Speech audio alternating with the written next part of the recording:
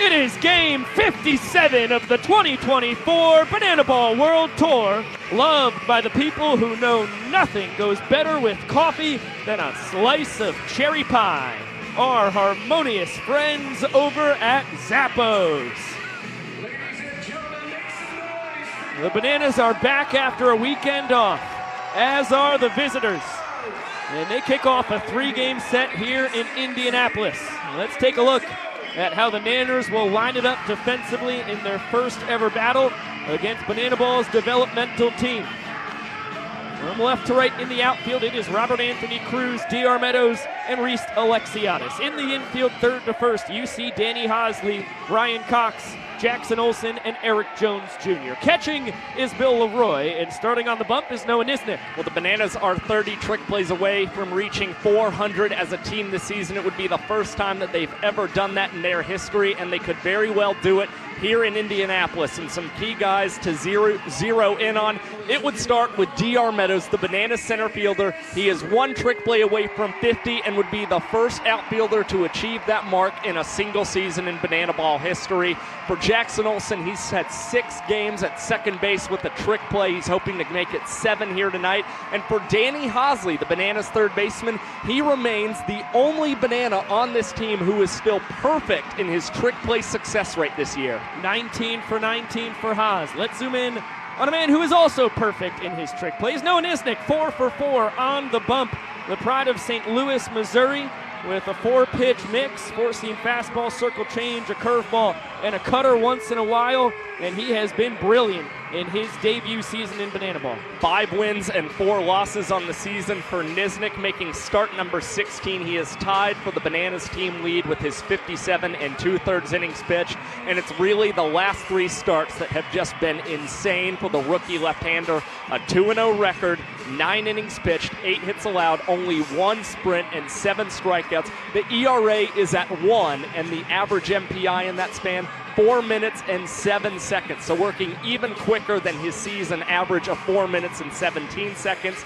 He owns a 1.19 ERA plus, and we cannot forget that Nisnik's really been dominant since the start of this season. He recorded a 16-second strikeout in his Banana Ball debut and has already thrown 4 innings in his Banana Ball career in less than 2 minutes. Tall task for the visitors. Let's feast our peepers on their lineup. It will be Ty Jackson at the top, Kyle Jackson right behind him, then Correll Prime hitting third, and Armando Becerra cleaning it up. Here's Jesse Cole. On 3, I need everyone here to yell, "Start the clock."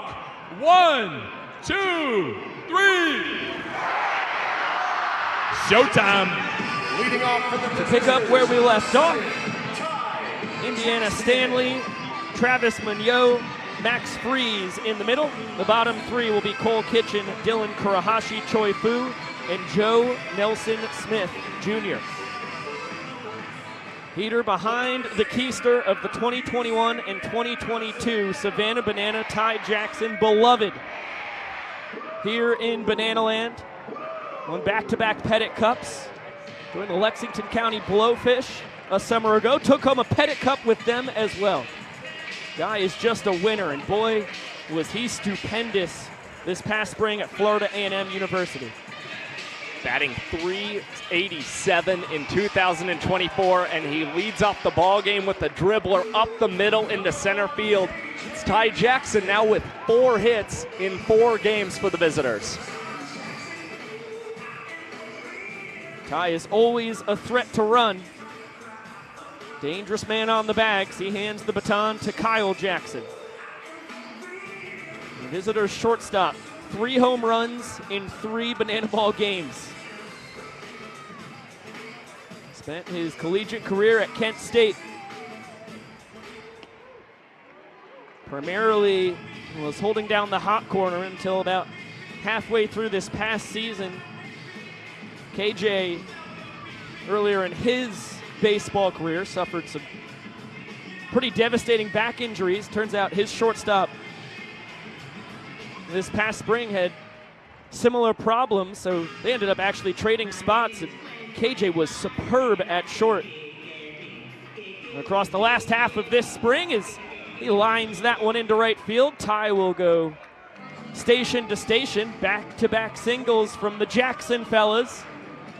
And the table is set here for the visitors. 2 on, nobody out. And it's 2 impressive knocks to start the game for Banana Ball's developmental team. It was both Jacksons who fell behind in the count 1 and 2 for slapping their respective singles. Now Corell Prime steps in.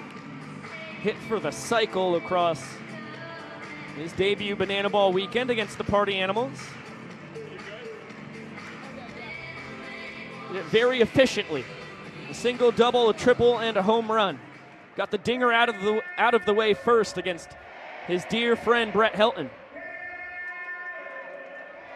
And he's ahead 2 balls and a strike. Ball gets away from Niznik, but EJ scampers after it. Good speed at both bases for a man who spent 6 years in the Colorado Rockies organization, another in the Texas Rangers organization as a minor leaguer. And in that time in the Rockies organization, 2014 has an incredible season, winds up their organizational player of the year, and entered 2015 as the number 18 ranked prospect in the system. Now he lifts this pitch out to deep center field. DR Meadows will camp underneath that one, but both Ty and KJ Jackson are able to advance to 3rd and 2nd respectively. Good stroke from Prime. Got a good look at the power right there. This is a cavernous park here, Victory Field. 418 feet out to left center, 405 in right center. And with DR's throw going to 3rd, heads up base running from Kyle Jackson to follow Ty on the base paths. Now the Nanners bring the infield in for Armando Becerra. Healthy hack as he comes up empty. Looked like the patented circle change there from Niznik, his best pitch. Becerra, 2022 collegiate Banana. Was primarily the leadoff hitter for that team, interchanging in that spot with Ty, who leads off 3rd. Held down center field for the majority of those games. Mondo, unbelievable with the glove, very dangerous with the bat as well.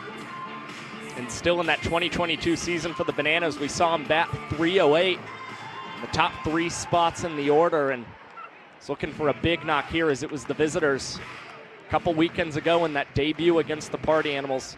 Across the 3 games, they combined to hit just 174 with the runners in scoring position, and it's a big situation for Mondo. 2-2. Good take. Gets the changeup, spits on it. Count runs full. This is where Banana Ball is so tough on a pitcher. Ball 4 will score both runners. And Mondo earns the sprint. Both Jacksons will score. Armando's going to test the Banana sprint defense. And he's out at second base. He'll pick up 2 RBIs. The visitors get 2 runs just like that. Great sprint defense by the Bananas, though, getting it to all 7 fielders behind the pitcher and catcher in short order. And that's a very interesting play that develops. Becerra able to draw the sprint, and from there opts to try and go for second base. It could have been natural aggression. It could have also been a play where Mondo is willing to let himself get thrown out at second base to allow the second run of that inning to score for the visitors. Will be a 1-base sprint with 2 stakes in the book. As Indiana Stanley flies out. What a stupendous sliding catch from Reese Alexiadis in foul territory. Indy retired, but not after the visitors pushed 2 runs across. A sensational snag to end the top of the 1st. Reese Alexiadis right there in that bullpen area, able to come up with a terrific grab and get Niznik out of what by his standards was probably a below average top of the 1st inning. Take a look at the visitors' defensive alignment. From left to right in the outfield, it is Ty Jackson, Armando Becerra, and Cole Kitchen. In the infield, 3rd to 1st, it's Dylan Kurahashi Choi Fu, Kyle Jackson, Travis Monroe, and Correll Prime. Behind the dish, it is Indiana Stanley, and on the mound, Gage Voorhees. Well, we saw Armando Becerra with the 2 RBI ball 4 sprint here in the top of the first. 2 weekends ago, he was the most impressive visitor when it came to the trick plays. 6 trick plays across 3 games for them. Feels like he could be a guy who could challenge DR Meadows in the future to see who would be a leader among outfielders in trick plays, and some other guys who really stood out for the visitors as well. It was KJ Jackson at shortstop with 4 trick plays. His partner in crime over there at third base, Dylan Kurahashi Choi Fu, had 4 as well. And even Correll Prime manning first base came away with 2 trick plays. Let's get a closer look at the mustachioed man out of Springfield, Ohio, Gage Voorhees, another one of these former Bananas. 2022 Pettit Cup winner with the Nanners. And you look at his numbers from his final campaign at Flagler College down in St. Augustine. He was terrific in the spring of 2023.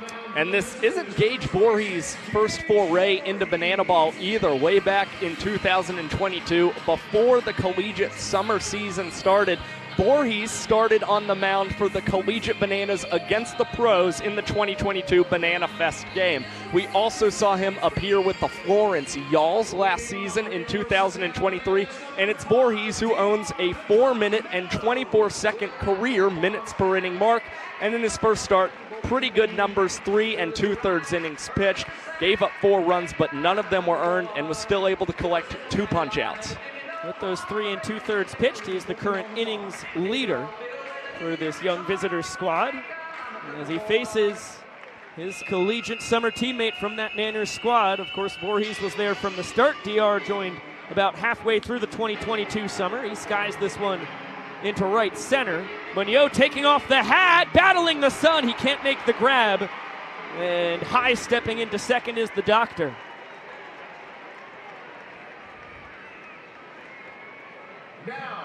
DR got underneath that one, and Monroe ranging out to right field was also having to shade himself from the sun. Was not able to come away with the trick play in the cap, but for the visitors, it wasn't a bad spot for them to try for the trick play, as they're up 2 runs in this top of the first inning.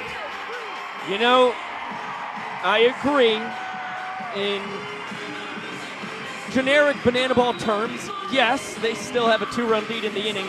I would be so wary to put a guy on for the red-hot Robert Anthony Cruz with Dan Oberst waiting in the hole and Michael Deeb lurking in the pit. I mean, I'd like to get my first out, personally, if I were Travis Monroe, but these guys, as we've said, only have 6 games in total. 3 of them are behind them, so they've got to make the most of their moments when they get them. And that right there is exactly why I said I would not like to put a guy on with Robert Anthony Cruz coming up. He scolds that into right, and now there's runners at the corner, still nobody out, and the greatest hitter in banana ball history stepping up to the dish in Dan Oberst. Rack has surely been hot, especially here in June. Enters tonight batting .455 here in this month with a home run and 2 runs batted in. Keeps the swing, the hot swing going, but Dan Oberst skies this one into center field. It's KJ Jackson trying to come up with the trick play, but just winds up fielder's choice, really an infield fly, and for Jackson, he will not be penalized with the trick play missed there. Now that is the perfect time to attempt a trick play. Rack is in an impossible spot at first base. If he tries to hedge that the trick play is going to be missed, and it is caught, he's going to be doubled up at first pretty easily. Instead, he ends up being forced out at second. Dan takes off for second. Throw from Indy on the money, but scooped by Kyle Jackson in front of the bag. Another steal for Dan the Man, who's one of the smartest base runners we have ever seen in Banana Land. He's now 10 for 11 on the tour in his attempts. The inning-tying run is in scoring position, and it's a 2-1 count on the former Chicago White Sox minor leaguer and the World Tour leader in walk-offs with 22 of them, Michael Deeb. He sends it into left center field. It's going to dink down. DR was trying to tag. He stumbles.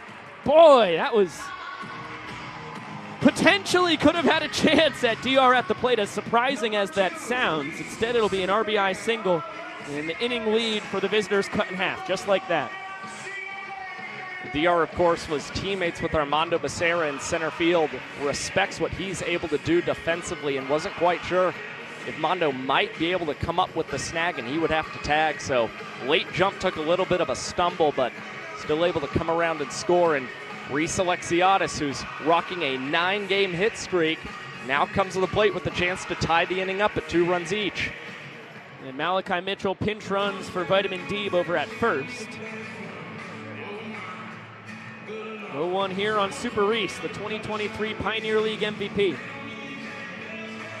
It was his 3rd campaign with the Ogden Raptors. He's the exit velocity king of Banana Land this year. Fooled there. Voorhees certainly looks like he could have an incredible banana ball career. A lot of different arm angles. You see it there. He gets the strikeout. Throw down to second, not in time to get flash. Gage with 5 different pitches. Goes off speed there to get Alexiadis and a huge second out.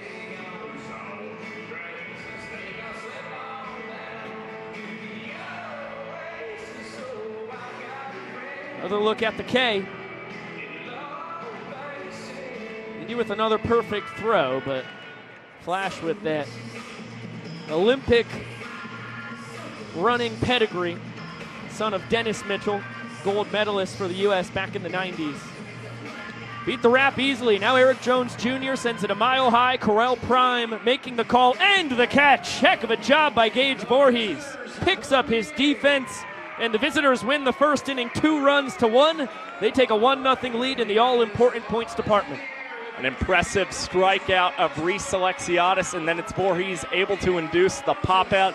The visitors on the board first, and Gage Voorhees posting an MPI of 3 minutes and 58 seconds. Unbelievable, facing 3 batters with the trick play missed behind him that he was able to get out in 3.5 minutes. Speaking of Gage, a former collegiate Banana, let's take a look at Mr. Voorhees and his fellow former collegiate Bananas in the starting lineup tonight. Once we get the correct graphic up, it will be here any moment.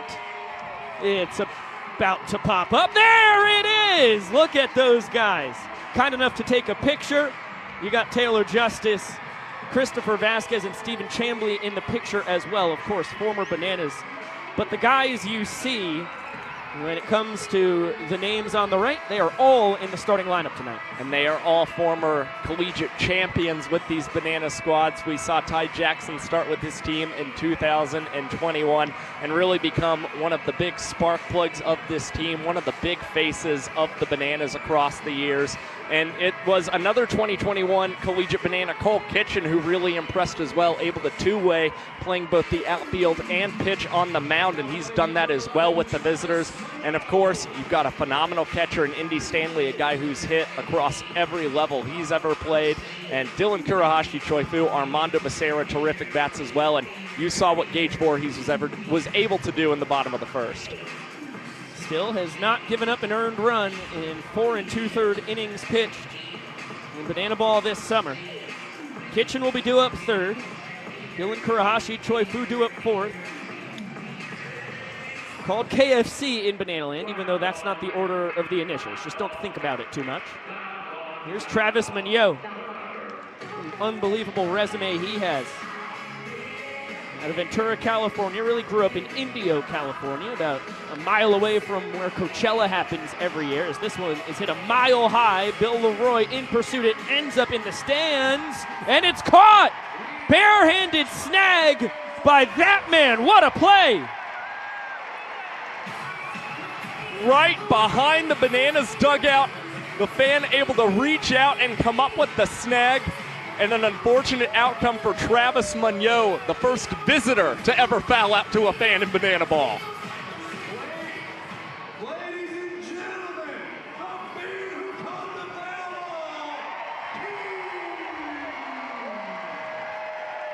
foul. Another look, he didn't even have to leave his seat. An unbelievable snag to get the 6-year minor leaguer from the Chicago White Sox organization. We'll dig into Munoz's story when he gets up next. That was a quick trip back to the dugout. It was Cowboy Kyle, who was almost standing next to the man as he made the catch, immediately called him down. You got to get on the field, and we got to shout you out, man. Here's Max Free, sends it the other way with some gusto, tapped in the air. Reese Alexiadis is going to take a nap. First trick play of the night for the Nanners, and it's Super Reese grabbing his 19th of the tour. Those 19 trick plays leading all rookies in banana ball this season. That was not an easy trick play at all. That had some serious exit velocity off the bat of Max Freeze. Alexiadis knew he had to tip that up to himself in the right manner to be able to still come away with that trick play catch. How about the eye black on Cole Kitchen? Shouting out his team. Nisnik barely misses with the heater there. And now a 1-1 count on Kitch. And this is a man not only rocking the eye black, but I believe he's wearing the "Hello, my name is Cole" name tag on his jersey as well. It's important that everybody understands who these visitors are. A little FIFA action there from Bill Leroy. Tries to kick it fair. His former 2021 Bananas teammate at the dish. We'll have a 1-2 count. Cole spent 5 years at Santa Clara University, where he only got 4 at-bats, did pick up a hit. But when he came to Savannah, Tyler Gillum said, "No, this guy can swing the stick." And it's obvious when you watch him take batting practice. It was a well-deserved 87 plate appearances in a season that, for the vast majority, he was north of 400 in the OBP. In fact, he ended with an astonishing 425 on base percentage. Nisnik wins the battle here and gets his first K of the night. Big rebound inning for Noah Nisnik after that 5-minute and 45-second first. He bounces back with the 2-minute and 59-second second inning on just 12 pitches. Let's take a trip back to 2021 and listen in to Ty Jackson's first ever mic'd up opportunity.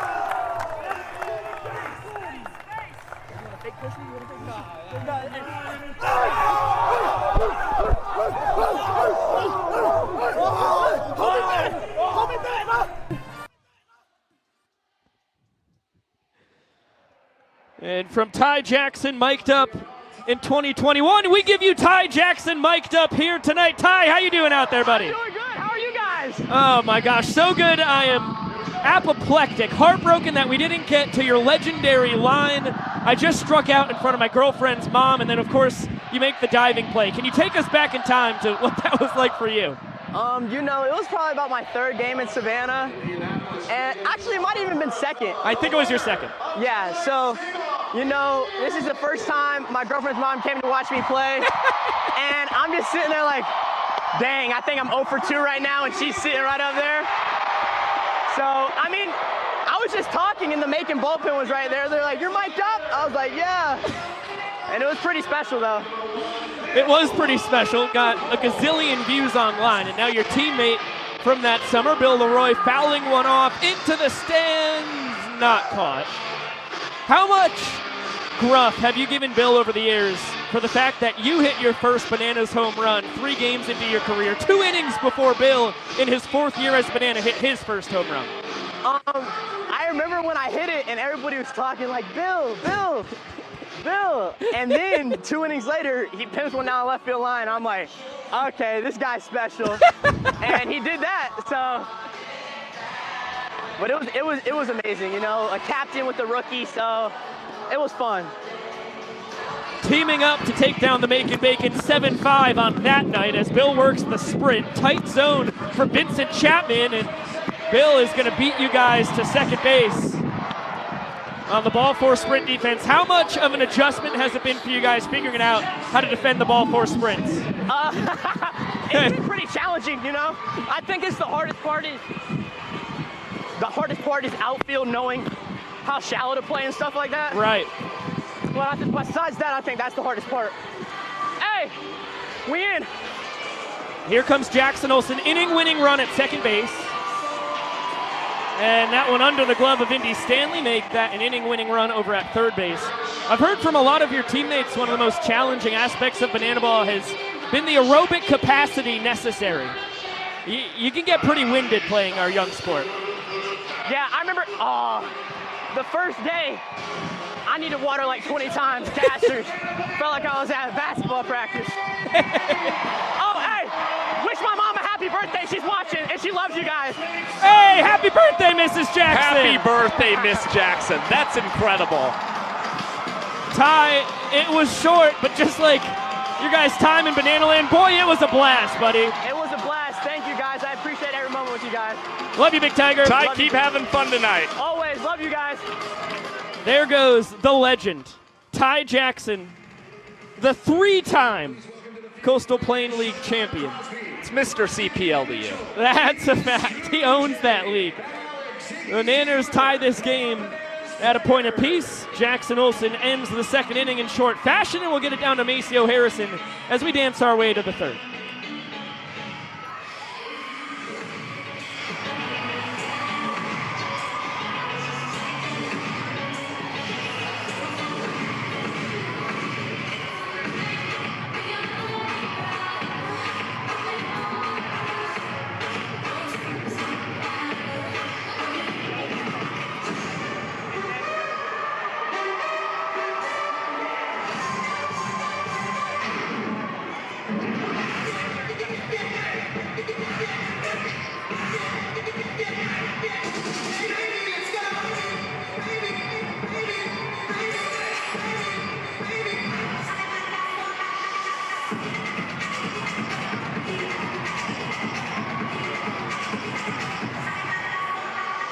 Ladies and gentlemen, your Bananas Now batting for the Good job by Maceo Harrison with Ethan Scujay, Malachi Mitchell, Alex Ziegler, and Brandon Crosby as his cohorts in the boogie. It's been an action-packed 2 innings thus far. We are flying through at a light speed pace already to the third. It's the bottom 2 in the visitors' order, and then Ty Jackson fresh off the mic due up third. Here's Dylan Kurahashi Choi Fu, the pride of Wamanalu, Hawaii. 2022 Coastal Plain League champion with your Savannah Bananas, and he takes a healthy hack. This is a guy that can tear the cover off the ball and has done so for the vast majority of his collegiate career. Really, we saw the biggest offensive evolution in 2024 as this one is hit over to Danny Hosley, ranging over into foul territory down that third base line and making a Nolan Arenado-esque play to retire Choi Fu.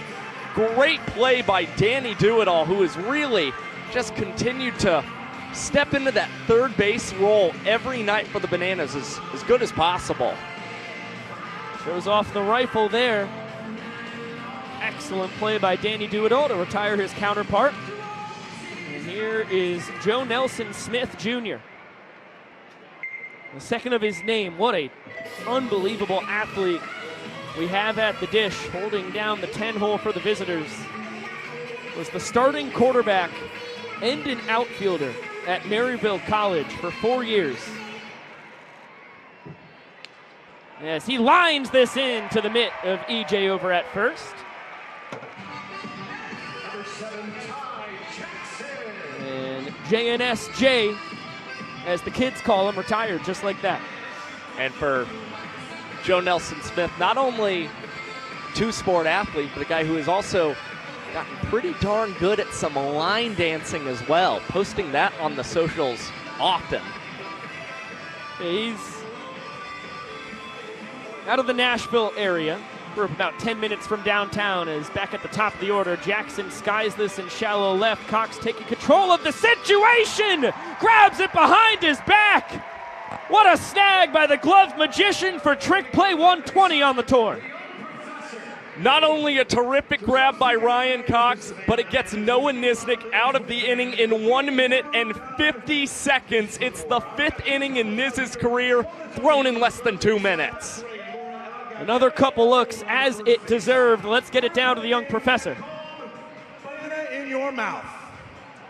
It works like this. The wives, we're going to spin them a little bit, disorient them, and then they are blindfolded. They're going to have to feed and put the banana in the mouth of their blindfolded husband. The first to successfully get them to take a bite of that banana will be the winning couple. I'm not sure if anyone wins this except for all of us, ladies and gentlemen. Are you ready? Then wives, let's start spinning. On your mark, get set, go. 1, 2, 3, 4, 5, go. Now fans, you can cheer them on. If they're going the right way, you cheer.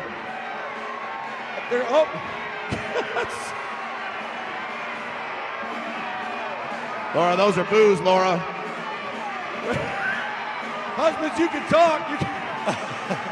We have a winner. Banana in the mouth for Eric and there's a banana in the mouth of a visitor, I think. No, not me. No. Give it up for our couples. And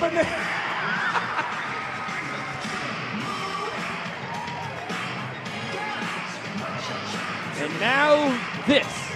Back to banana ball. Moving on, as John Oliver likes to say. Bottom of the order, trying to feed the top for the Nanners. They are knotted in a 1-point tie with the visitors. 9, 10, and 1 due to swing it. Danny Hosley, sweet swing right through the 6-hole. And the inning-winning run aboard just like that. To take it every day of the week. Danny Hosley, a great man to try and set the table in the bottom of the 3rd. Last year here in Victory Field, batted .400 with a double, a triple, a run batted in. It's the most productive banana across the 2-game set. Gage Voorhees out for his 3rd inning of work. Now stares down Ryan Cox. That one down and in. Voorhees in the 2nd gave up his first earned run of the tour. The ball for a sprint and a single. Oh my goodness! Dylan Kurahashi, Choi Fu. What a leaping grab. He got up there where Mama hides the cookies and brought it back down. KFC with a little bit of the, give me that. Unbelievable play from the visitors' 3rd baseman. We saw in 2022, Choi Fu landed the #1 play on SportsCenter's top 10 one night. Once again, flashes the leather here in Indianapolis. It was when he was manning second base. So talented with the glove. You can put him anywhere in the infield. He will be making highlight plays. Slap a star next to that one in your scorebook at home. Back to the top of the order in DR Meadows, who reached on a trick play miss back in the 1st and scored a run. This one chopped to KFC. Under the leg to 2nd for 1. Manyota 1st. Tag from Prime is on the doctor. Visitors go around the horn. Choi Fu grabs the trick play. What a twin killing. And if you thought Noah Nisnik had a quick 3rd inning, Gage Voorhees just one-upped him. That trick play, double play from Choi Fu gets him out of the frame in 1 minute and 38 seconds. Banana ball. Unbelievable stuff we're seeing from both teams tonight.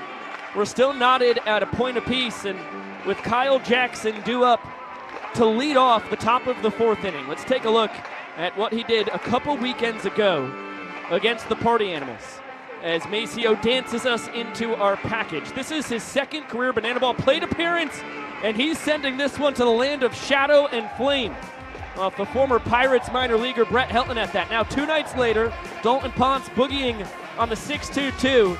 And KJ told us if he got anything near the zone, he didn't care. If he could reach it with the bat he was swinging, it was an elevated heater. He sends it to the 400-foot wall in center, has himself an inside the park home run, and then 2 innings later, shortens up his swing and off one of the best pitchers in banana ball, probably the best we've seen on the tour. It's either Gillespie or Hosley. Kyle Jackson leaves the yard again, 3 home runs in his first 3 banana ball games. And it was the first 3 home run weekend that he had ever had in his baseball career. Correct. And the first inside the park home run in his career as well. A really outstanding weekend for him, and he's just one of those guys who already feels like he's got superstar potential all over him. He's as outgoing when you talk to him in person as he is on the playing field. Will be a rising star in Banana Land, as we said, leading off the top of the 4th. Niznik back out on the bump. 2, 3, and 4. Beefy part of this visitors lineup.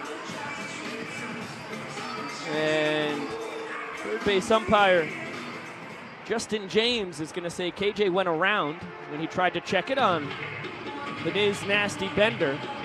Now Vincent Chapman calls time, dusts off home plate, and we'll dance. 0 elevation on the mask, just dropped it that time, showing that he doesn't always have to show off for TrackMan. Sometimes he'll break out a little different style when it comes to the 4-1-1. He went hammer time there. I wonder where our MC Hammer is right now. He should be seeing what Vincent Chapman's up to. We need to get Vincent Chapman some parachute pants. Be a sweet look behind the dish.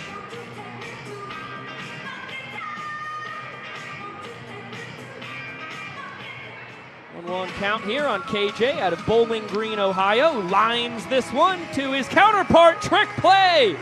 And a doozy there from Ryan Cox, able to pop it on the top of his glove and then grab it. Second trick play of the game for Coxie. And you could see the gears turning as Ryan Cox was waiting for that ball. Didn't want to jump all over it and catch it the standard way. Waits for it to come to him at the last minute. Does a little pop up to himself and comes up with trick play number 2 tonight. And number 121 on his unbelievable season.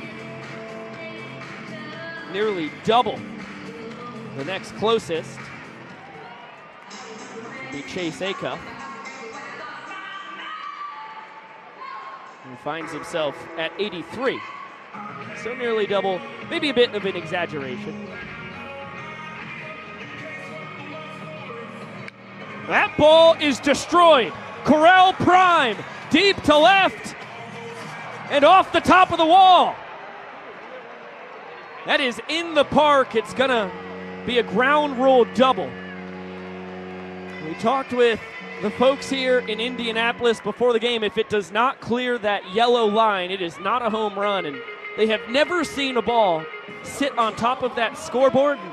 That still holds true. What a blast. With that one coming off the bat of Corral Prime, he and the entire visitors dugout, that one was leaving the yard.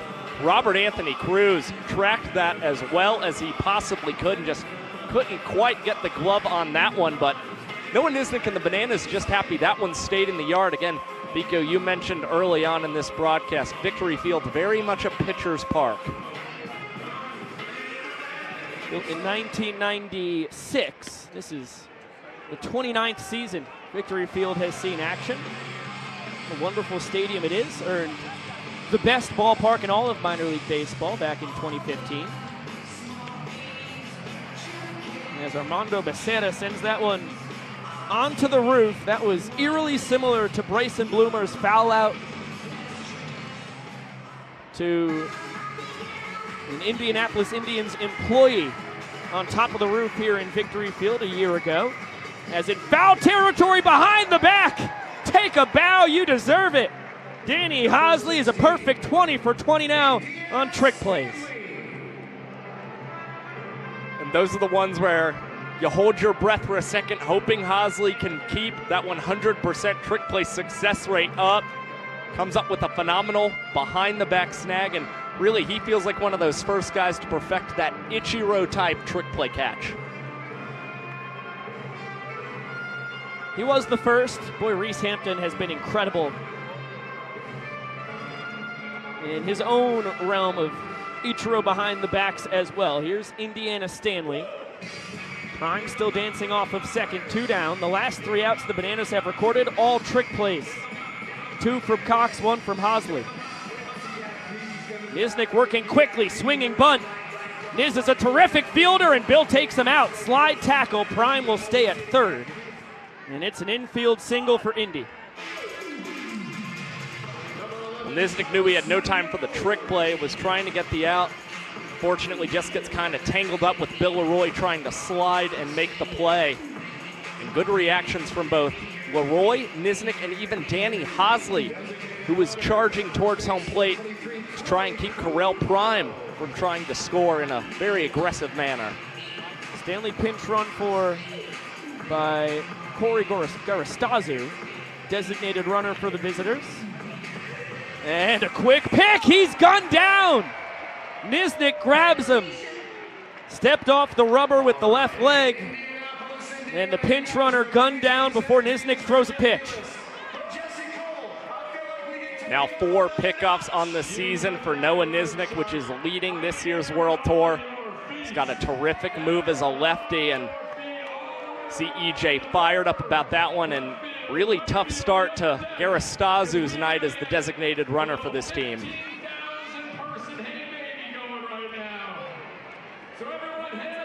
Couple close calls. Becerra in the first did not end up hurting the visitors. That one here in the fourth. They have not used their challenge so far tonight. Neither have the fans. Or have the Nanners for that matter.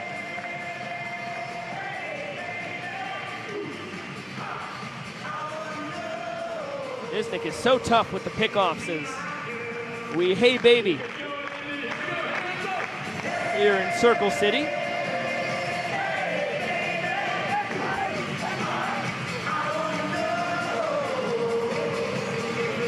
There's the step back off the rubber with the left foot there. He's gotten guys with the right foot pick it up. I think he's going home. He's heading over to first as well. But it's the quick snap throw that has gotten the majority of his victims this year. You can tell it's something that Noah Niznik has just practiced throughout his baseball and now banana ball career. That terrific move, and able to do it sometimes without even having to look towards that first base bag. As we hey baby here in Indianapolis, time to seize a moment and wax poetic about Gage Voorhees, who will be out there on the bump for the visitors in the fourth. Since he graduated from Flagler after the spring of 2023, he took over his grandfather's pizza business up in Springfield, Ohio, his hometown. His grandfather, Phil Morrow, has been running the Buckeye Barn since he opened it in 1976. Voorhees has been running it since this past September at 24 years old. He's worked in the Buckeye Barn since before he thinks maybe it was legal to do so, but we'll say 14. So he knows the place in and out, and being a student athlete across 5 years collegiately, it really helped him with the multitasking and the relationship skills needed to run a business at such a young age. He's got a 1-2 count here on the former Washington Nationals minor leaguer, Robert Anthony Cruz. Trying to mess with Cruz's timing, in addition to the fact that he can throw from 3 different arm angles. See him taking a couple extra pumps before delivering the pitch, then just taking a tick longer to deliver the ball, as this one takes a high jump on Dylan Kurahashi. Choi Fu was no chance at a play at first base. Tough play there for KFC. The official scoring ruling. Hit. Well struck by Cruz. Nasty hop, as you said. Voorhees just a little bit more on his plate. Also the head baseball coach at Northwestern High School as of this past spring. He's got a little bit of Drew Gillespie, a little bit of Dalton Ponce, a little bit of Christian Dearman in him, a little bit of Zach Phillips with his incredible quick pitching abilities. What you know you get out of Gage Voorhees is a guy who, when he says he pounds the zone, he truly means it. Near stutters with the delivery before firing a little off balance, and Dan Ober's probably frustrated with that at bat. Has really never seen that when he's been in the batter's box. It results to fly out to right field. Oberst now 0 for 2. Cruz back to first base.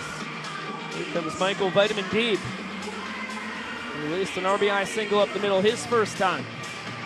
Voorhees did a heck of a job limiting the damage to that, though, in the bottom of the first inning. Visitors won that frame 2-1. We're on the first point tonight.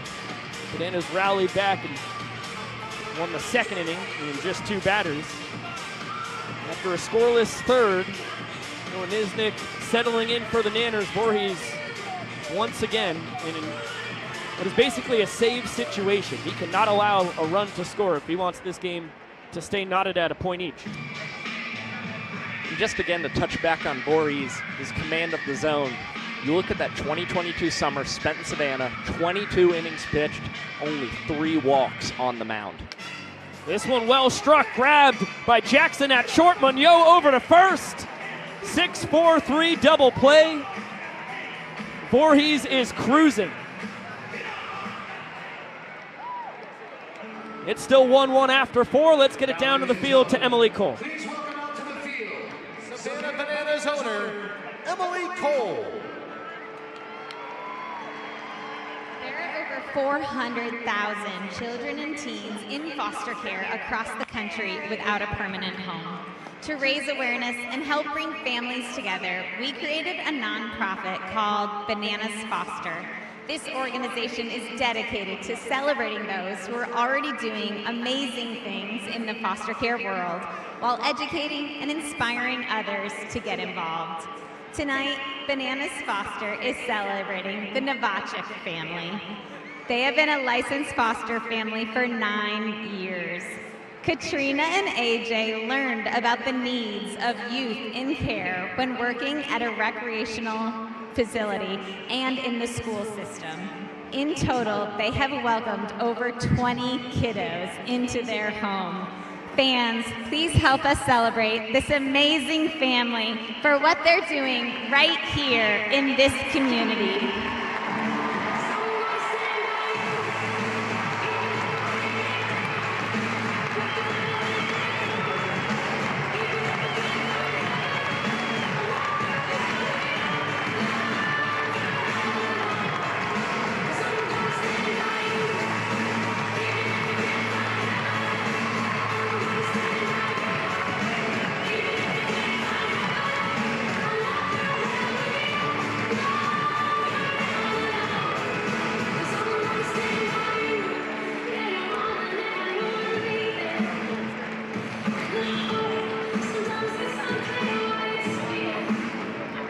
Ladies and gentlemen, one more time for our Bananas Foster family of the game. Bananas Nation, now's your chance to win big. Enter tonight's 50-50 raffle. Half of the jackpot goes to one lucky winner. Other half's going to go to a couple of amazing causes. Bananas Foster and NDRBI. Raffle continues through the end of the 7th inning of tonight's game. Tickets can be purchased at any of the 50-50 kiosks located around the concourse. Thank you. Another shout out to the Novacek family. Let's get it down to Sam Bauman. Yeah, Biko, Josh, a beautiful moment there on the field. Another beautiful thing in Banana Ball, our Dakota Stilts All-Britain. He's going to be pitching tonight, and this is the first time our newcomers to the league are going to be playing against him. That's right, the visitors have never faced off against Stilts, who boasts an unworldly 1.29 ERA. We caught up with them a little bit earlier this afternoon to talk about how they were feeling about facing off against a pitcher that they've always looked up to. Take a listen. And it's cool for one, and for two, never seen a fastball descend from the heavens, so I'm excited about it. I think my plan is to get on top of Prime shoulders over here and with the trench coat or some, so I'm about 7-8 feet tall. We'll make it happen. It's just another David and Goliath story. Now, guys, while the visitors have certainly proven they can not only play but compete here in Banana Ball, today, yes, they face one of their tallest challenges to date, and we're going to be checking in on that. Maybe we'll catch up with the big guy when he heads to the mound. Biko, Josh? Thank you so much, Sam. We expect Dakota Stilts All-Britain to come in with 2 outs this inning. And I'm sure our Big J journalist will try and wrangle him on the mound to see if he has a response to those visitors. Well, I love the creativity from KJ Jackson talking about getting up on Prime shoulders. It's good man to select Prime 6'5". And of course, you just get the ultimate confidence and swagger from Ty Jackson. David versus Goliath. I mean, that's just too good. Still a ball and 2 strikes as Munoz fouls that off. He fouled out to a fan. His first time, first ever visitor to foul out to a fan. Unbelievably talented baseball player. Natural righty as he goes down swinging there on the, looked like a slurve. Normally it's a curveball from Nisnik. That looked a little more slidery. And Nisnik stanky legging on the mound to celebrate his second strikeout. Archer stanky legging in the crowd as he warmed up with Niz on the mound and I guess is taking the longest warm up of all time, hanging out with the fans. Munoz was stanky legging as he walked off the field. That's just superb feel all around. Well, you would think if you're Andy Archer, getting set to come in as Max Sprees is hit by the first pitch from Noah Nisnik, you would think Archer needs to go out to the bullpen and throw a couple pitches and whatnot, get that arm loose. Instead, he is getting it loose. He's getting the arm and the hand loose by running around Victory Field and high-fiving all of the fans. To each their own. Everyone's got their own process, Joff. Now Cole Kitchen steps in. He was strikeout victim number 1 for Niz. What a tough at-bat Nisnik is for lefties in particular. Freeze over at first base, not known for his speed. Did swipe 7 bags this past spring at Earlham College. What a special night this is for him. He was actually in Indianapolis here with us last year as a fan, hanging out with his family. Randomly got picked by one of our entertainment interns to participate in the blindfold pillow fight. And then, of course, they said, hey, if anybody feels like they'd like to take their shirts off, that would probably rizz up our promotion here. Freeze said, yeah, I'm your guy. So he ripped the shirt off, swung that pillow around violently for what he said was probably the craziest 30 seconds of his life, and then got the biggest crowd pop afterwards, declared the winner. And now, less than a year later, he is playing banana ball against the Savannah Bananas here in the very same stadium. And his opponents in the blindfolded pillow fight competition, slamming Sammy Claycamp's family. You can't make it up. Here's Jesse. Now coming to pitch, the world's tallest pitcher, Dakota Stilts Albritton.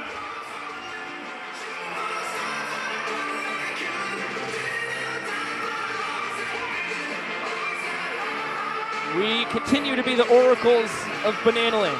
As we predicted, here comes Dakota Stilts Albritton.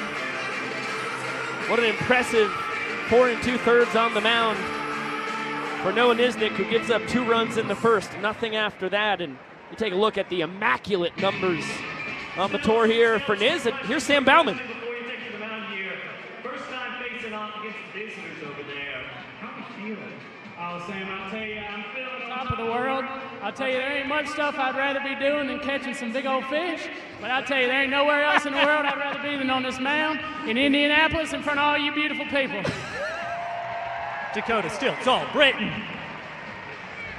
Unbelievable.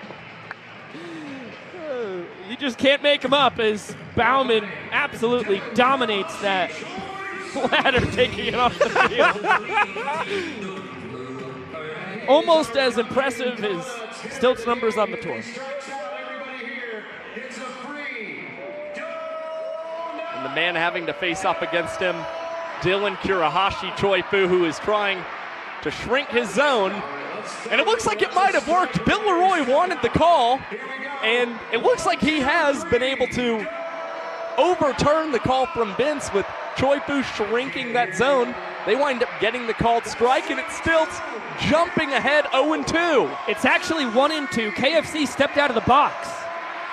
Yes, he baffled himself, was in baseball mode, stepped out of the box. It's a 1-2 count, and he cranks it down the left field line, foul. All right, we still got a chance, y'all. Here we go. Victory Field as loud as you can be. 1, As I said, the scoreboard is wrong. 1 ball and 2 strikes on Dylan. Line diving, check that leaping grab, Ryan Cox. What a snag, another barrel from KFC, but right to the Nanners shortstop.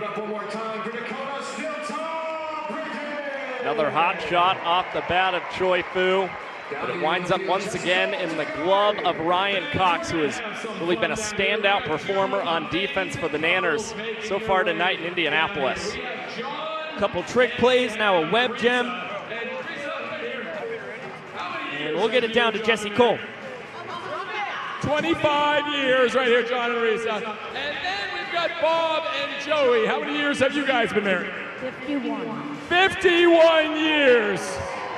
So these couples have been doing a great job for many, many years. But now we're going to see if they still got it. Because we are going to have a new race with balloons. They're going to have to run to their husband, pop them in a weird way, and see who gets to the end first. And this promotion is called Menopops.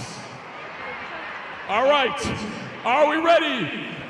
Bob and Joey, here we go. Risa, John, on your mark, get set, go.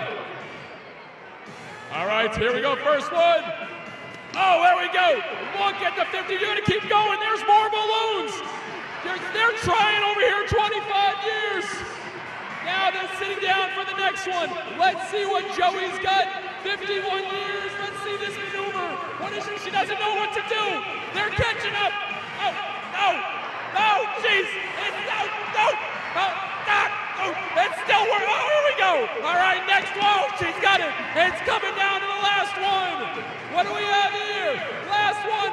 Look at Joey go. 51 years there, Bob. Oh, she's going for it.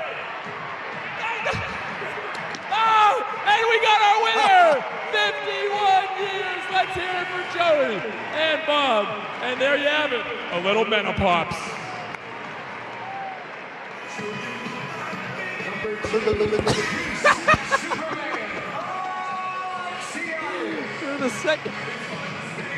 For the second time tonight. Moving on. Risa Alexiadis steps into the box. Brady Keiss is out on the mound.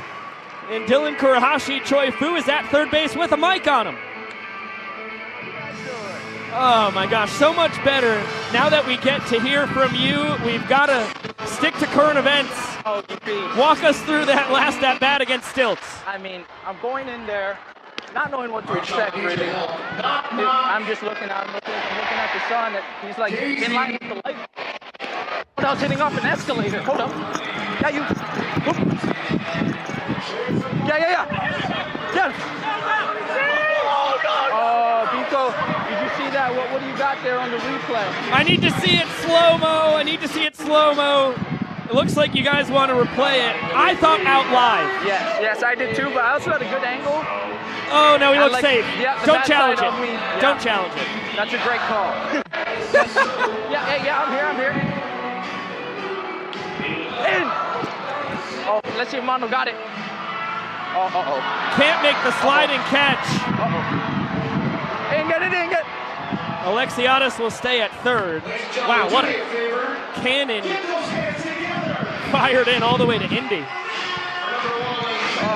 Anyway, Beaker, going back to that AEB. Yes. Yeah, it felt like I was hitting, it felt like Chris was throwing the ball down an escalator. That is what it felt like. Dylan, what's it been like for you back in Banana Land, man?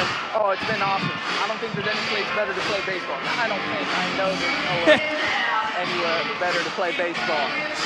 Good amendment, although it looked like you had a lot of fun at Pittsburgh State this past spring. I did have fun there. Crazy that it's in Kansas.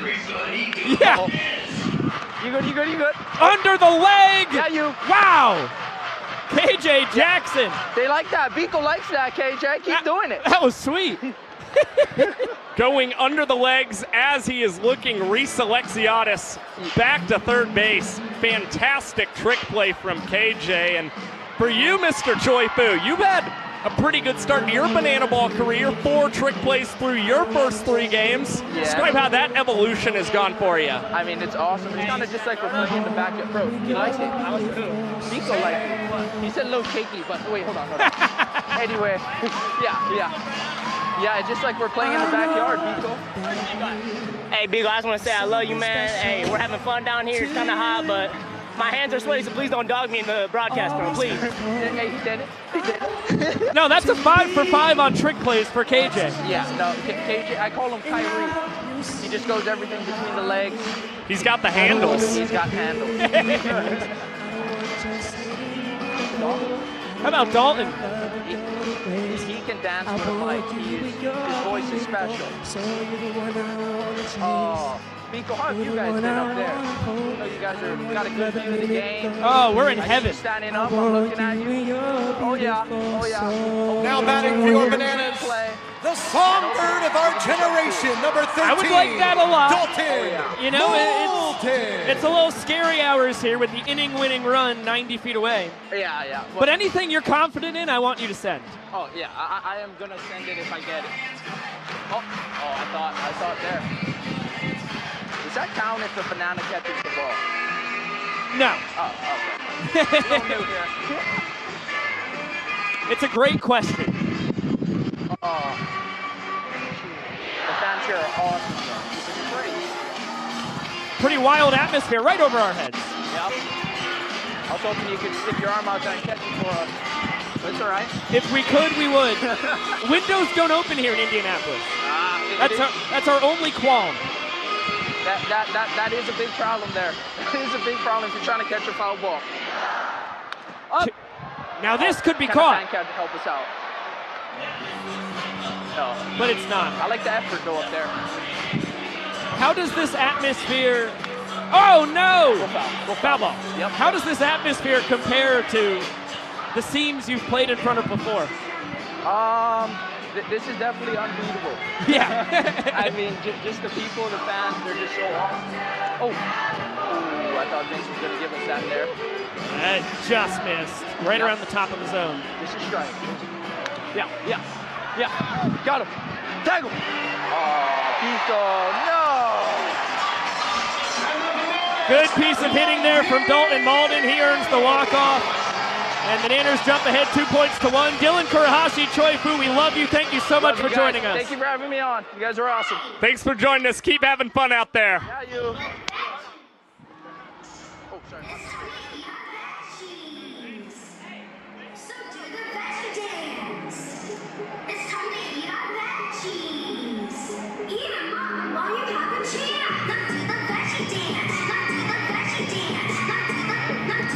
Now do the veggie dance. Yum yum, eat up. Yum yum, eat up. Yum yum, eat up. I love my veggies. Well, veggie dance here, led by Malachi Mitchell. And pretty good size piece of broccoli. Quality produce you can get here in the capital of Indiana. On display right there. Always remember to eat your cauliflower and carrots, kids. What are they good for? I know the carrots are supposed to be good for your vision, and I personally love them. If I could eat them every day, I would, yet I find myself, practically legally blind wearing a -8 contact, so haven't really aided me in life. Some eyes cannot be fixed by carrots. As Andy Archer, we've been tracking his journey for a while. He warmed up with Noah Nisnik in the top of the 5th inning. We're about to enter the top of the 6th. And then instead of continuing his warm-up in the bullpen, he spent the entire time from then to now just high-fiving fans and having a blast. The smile ear to ear is a beautiful sight.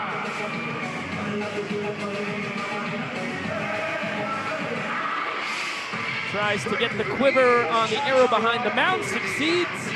Well, the man out of Milton, Georgia, will start firing away. He'll be the 3rd Banana to throw today after Nisnik went 4 2/3, and then Dakota Stilts Albritton came in and got a looping line out. 1 batter, 1 out. He continues to be unbelievable.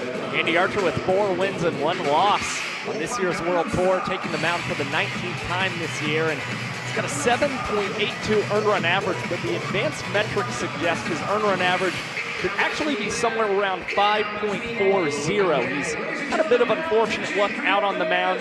In Andy's last outing, he threw an inning and 2/3 with 3 hits allowed, 2 runs. 1 of them was earned against him.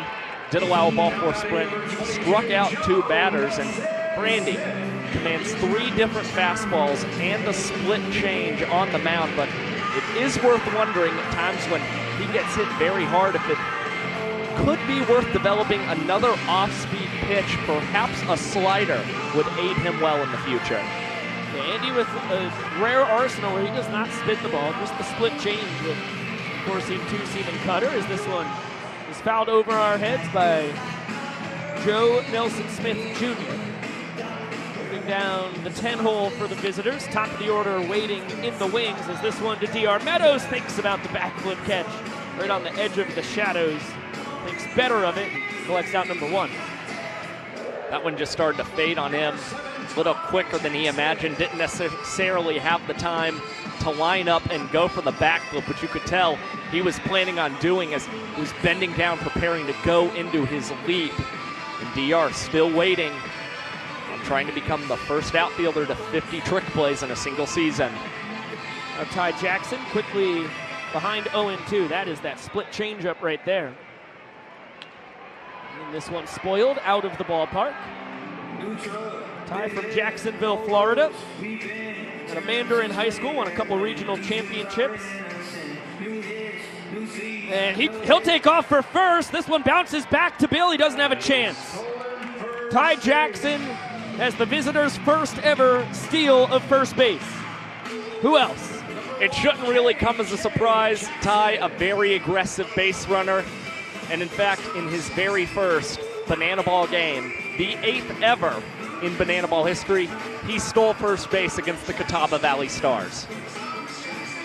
Just to pound that nail in a little further, that was the 8th Banana Ball game of all time, everybody. Just didn't want that to fly over anybody's heads.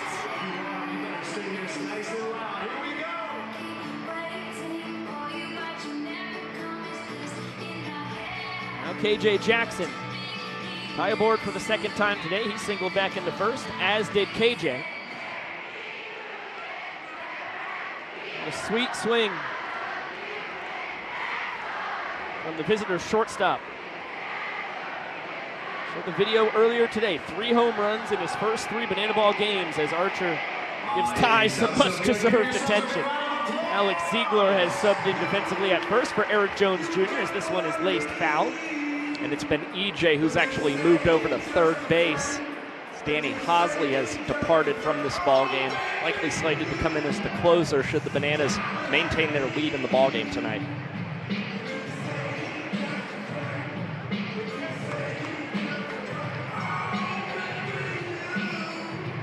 This is the 170th Banana Ball game of all time. As Ty takes off, KJ strikes out, and it'll be a stolen base. Brian Cox is okay. There was kind of a collision at second.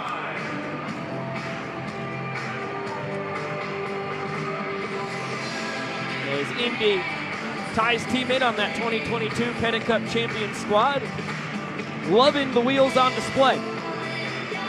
It looks like the glove magician is A-okay. He's back at shortstop. No harm, no foul. The ever-dangerous Correll Prime. Booming double off the top of the left field wall his last time up.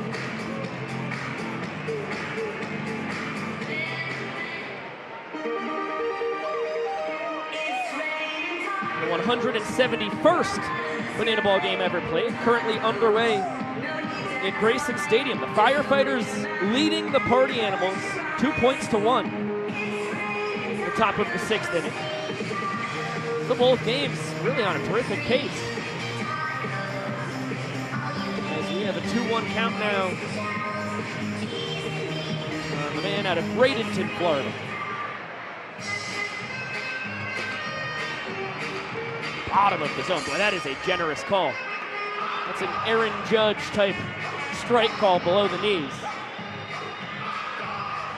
Ty takes off for third. He'll steal it. He stole first. He stole second. Now he steals third. He's 90 feet from scoring. Read that one right. Andy Archer not paying him attention at all. Immediately took off, had an incredible jump. Now Andy just needs to make sure he finds the zone. And despite doing so, Correll Prime lines this one back at Archer, unable to make the grab. This ball winds up into center field, and Correll Prime gets the visitors on the board here in the top of the 6th inning. Their first runs in the ballgame since the first. And it'll be a run around the bases from the entire team to celebrate. Split coming out, putting up a big stop sign. And now they go slow-mo at third to soak up the scene.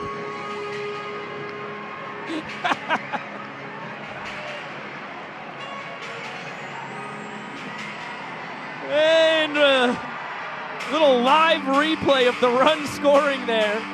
Now they'll celebrate all over again. Honor the Indianapolis Motor Speedway. Ty kisses home plate. And the elaborate celebration has concluded. Well, there's no time limit on celebrations in Banana Ball, truly. Oh, of course not. It's only a time limit on the game. Oh, these visitors are a boatload of fun. And Ty has every reason, actually, to really milk that celebration as well, considering he's the key reason the visitors were even able to score in this inning with what he was able to do on the base paths. Again, stealing first, second, and third there. Those were his first 3 steals of the summer. Of course, this is only his 4th game played. There's Armando Becerra with the 2-1 count on him.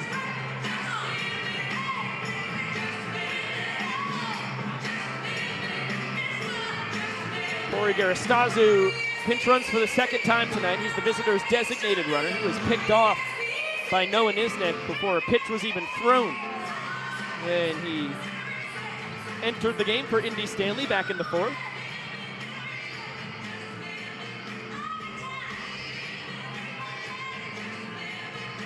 Full count here on Becerra, which will set loose Corey Cubano off first.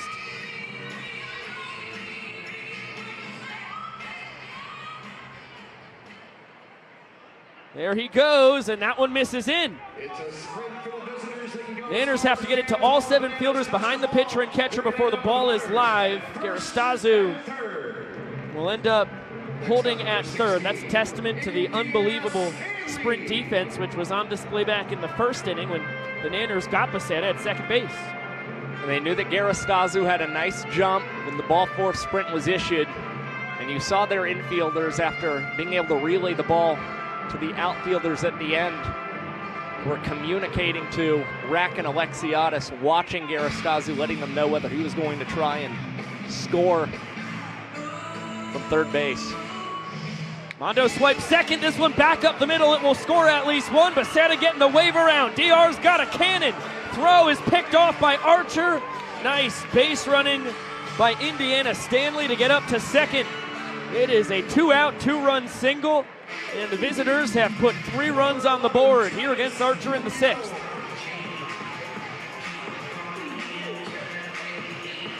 What a job by Indy, who's now 2 for 3 on the night. And put himself in scoring position. And switch hitting second baseman Travis Munoz sends this a mile high. Left center Cox is called off by Cruz. Little power slide on the knees. And that staunches the bleeding. But 3 runs for the visitors. They put themselves in a terrific spot with a chance to tie this game at 2 points each. Indy and company fired up, as he should be.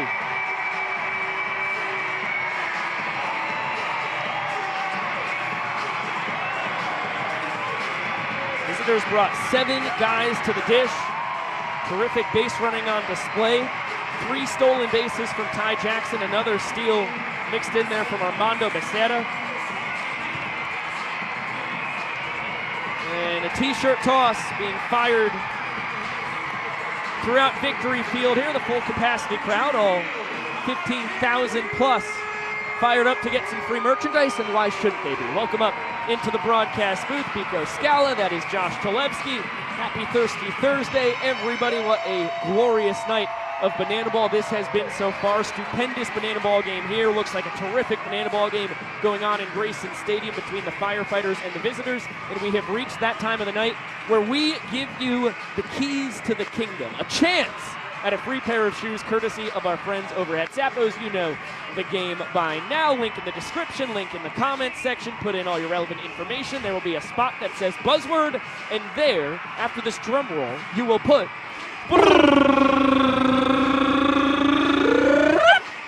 Visitors. Visitors. Josh, can you spell it for the people? V-I-S-I-T-O-R-S. Visitors. Correct. And that is the opponent of the Savannah Bananas tonight. Feels apropos, I must say. I like the Buzzword. I think I agree with it overall. And again, it has been a really terrific game. Great to see the Visitors there able to get 3 runs across the board. An unfortunate inning for Andy Archer, but really impressive job by the Visitors, rallying specifically with 2 outs. It's a fact. Get it back down to the field. Brady Keiss back on the mound for his second inning of work as Alex Ziegler with a rare swing and a miss on one of his trick plays. Check that. Bat tricks. There it is. We get there eventually. He is in the game in Danny Hosley's spot, who started at third. EJ started at first. He's moved across the diamond. Ziggy has taken over at 1B. And a 2-0 count. Now make it 3 balls and no strikes. And early on, that seemed to be the struggle for the left-hander for the Visitors out on the mound. Not getting ahead in counts against these Bananas batters, but is able to pour in a 3-0 strike. Certainly not for a lack of trying. We talked to Brady a few days ago, and he said one of his keys to figuring out some success in banana ball pitching will be getting ahead. He gives up the 5-pitch ball 4 sprint there to Ziggy. And especially when you've got yourself a 3-run cushion like his offense has given him, easier said than done. There's a reason why Josh and I are up here in the booth and Brady's on the bump. But you've got to fill up the zone and hopefully let your defense make the plays behind you. That's a great job of getting ahead right there. Well, the Visitors still got solid results out of Brady in his first weekend with the team. He appeared in 2 games through 2 2/3 innings pitched. Did not allow a single ball 4 sprint in those outings and struck out 3 with a 3-minute and 54-second average MPI. And as this one is hit over to Dylan Kurahashi Choi Fu, the Visitors are able to get the force out, or the lead out, I should say, over at second base. Looks like it was a tailor-made double play. Munoz had trouble getting the ball out of the glove.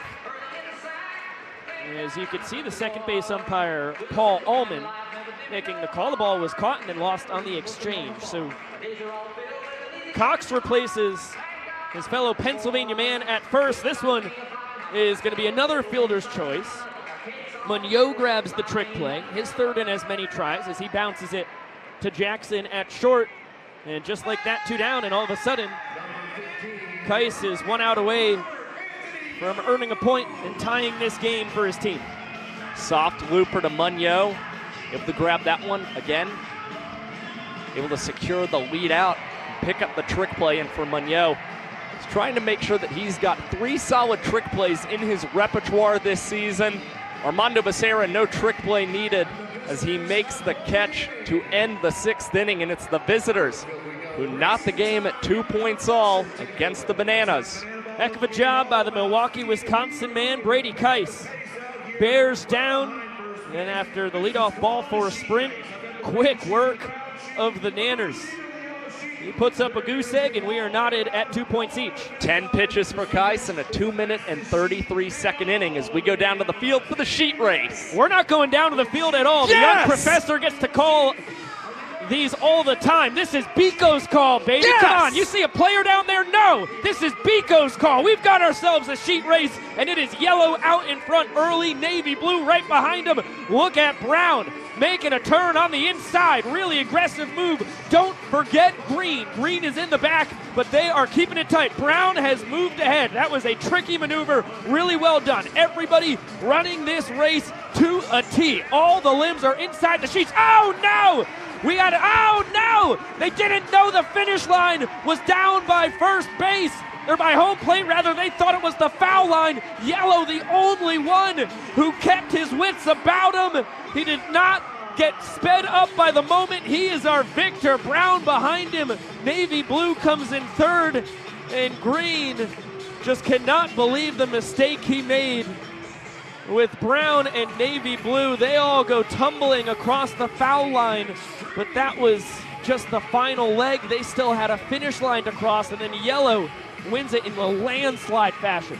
Yellow had the benefit of not following the rest of the cows to the slaughterhouse, I should say. All of them take the tumble, thinking that they're at the finish line. Yellow just turns his head and guns it for the line and comes across as the winner. And oh, I'm telling you, you promised me, and you were good on that promise. I got to hear you call a sheet race at long last. Oh, man. Boy, did that feel good. That is, for all the folks who have been with us for a while, Biko's favorite promotion.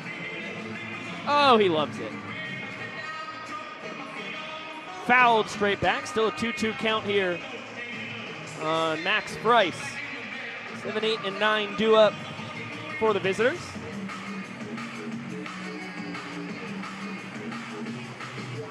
What's up, bro?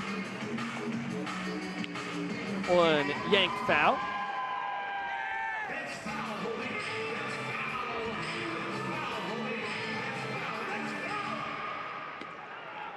And it's going to be a ball for Sprint. Smart move. Price is content with one base. And he's aboard to lead off this 7th inning.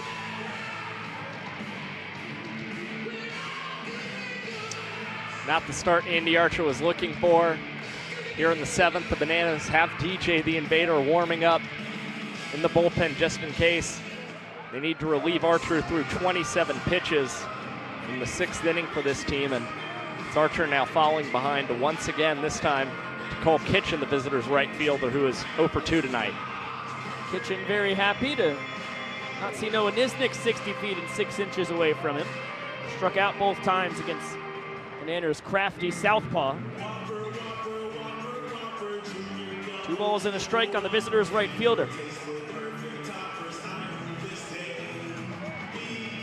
Price showing off his good eye there. That has not always been the case for him. He's always been a terrific hitter, but after his junior year at Earlham College, his mom said, I really like the way you were playing. I think you were swinging the bat great. One problem, I think you need to get your eyes checked. Son of a gun, he did, as this one is going to be cued foul by Kitchen. He was heading to summer ball and had a physical going into it before he got to play with the Cincinnati Steam in his home city. They said, yeah, you need contacts, buddy. Minus 1.25 prescription. And boy, you hit the cover off the ball each of these last 2 years at Earlham afterwards, as Kitchen goes down on strikes. Yeah, it was an impressive final season at Earlham for Max, as he was homering once every 15 and a half at-bats. Had a 12% walk rate, and he cut his strikeout rate from 21% in 2023 to 12% in that senior season, and that's probably the most impressive number. Well, anytime you slash 388, 482, 712, I think had a pretty productive season. Barehanded play, what a job. Jackson Olsen back in the game defensively for Dalton Malden, who popped in for a cup of coffee, and Olsen takes care of Dylan Kurahashi Choi Fu. That one a slow roller. Choi Fu getting down the line very well. Olsen knew he only had one play, and that was to go with the bare hand.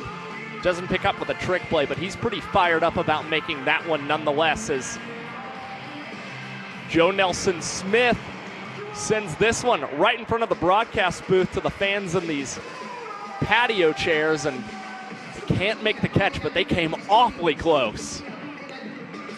A lot of good attempts as the heater is blown by Joe Nelson Smith Jr. And that one high.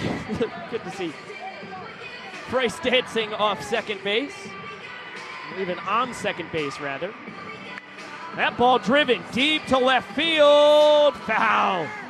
Just a couple feet away from an RBI and extra bases there for Joe.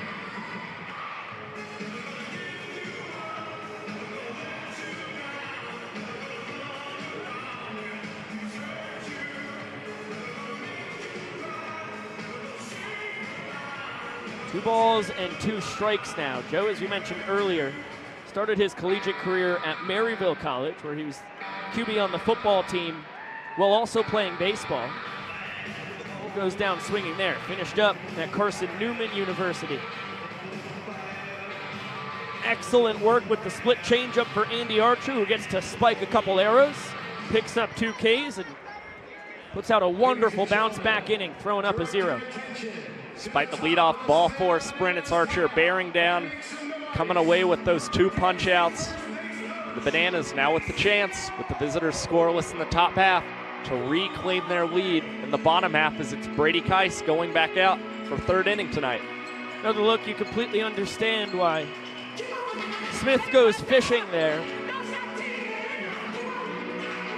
That split change just disappears, falls right off the table. So much like the 4-seam, 2-seam, and cut fastballs that Archer employs, and then all of a sudden, well, it clearly is none of those. Maceo Harrison, captivating over 15,000 fans on hand here, the crossroads of America, Indianapolis. The 3rd game Banana Ball has ever had here in Victory Field.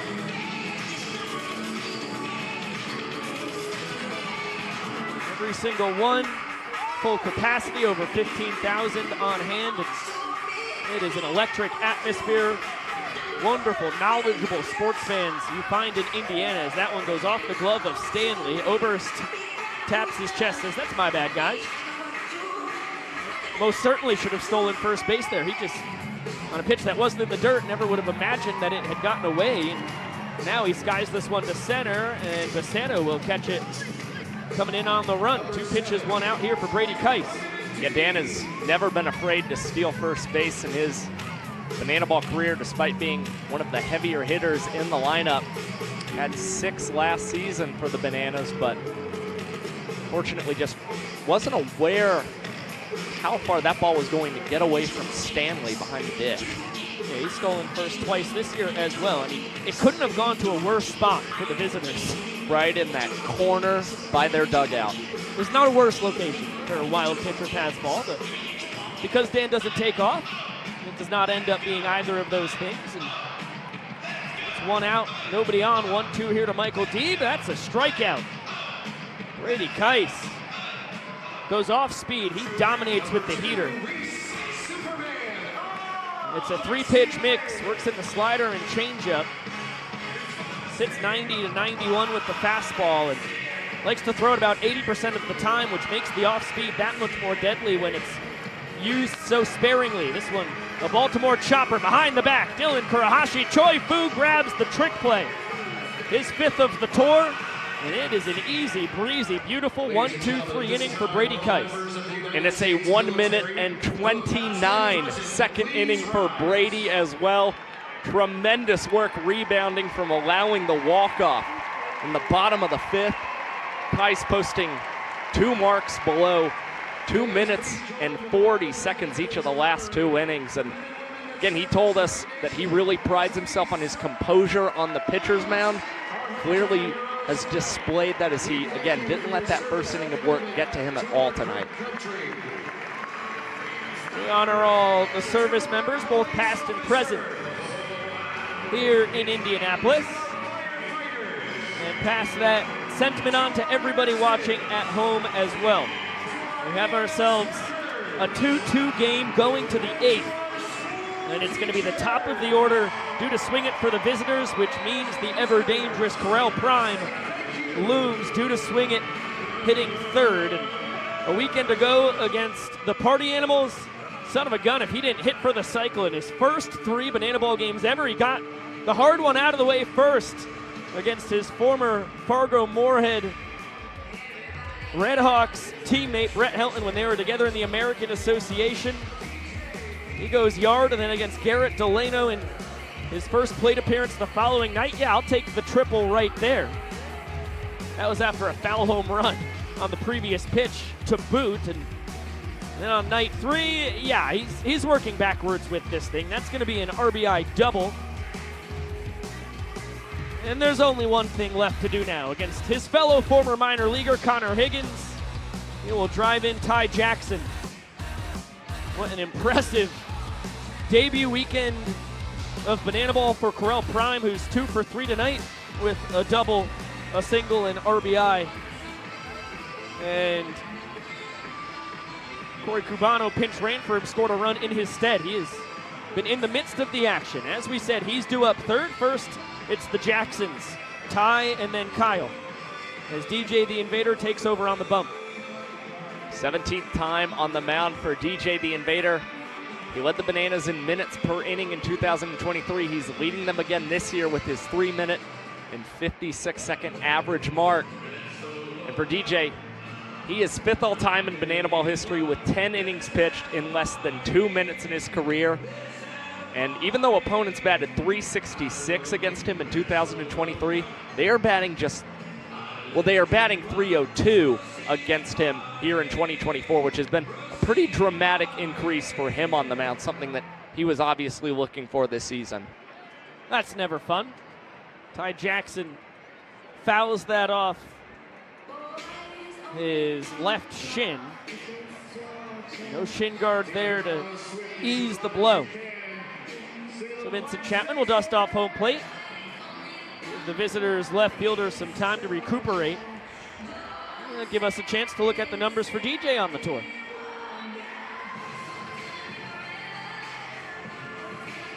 Payoff pitch lined into left field. Boy, Rack was playing very far in for a guy who has some surprising pop in Ty, although you see the two-strike approach when he's behind in the counter. Even on a payoff pitch like that, when he's got 2 strikes on him, he chokes up on the bat a good deal, and it pays off. He is 2 for 3 on the night, aboard for the 3rd time.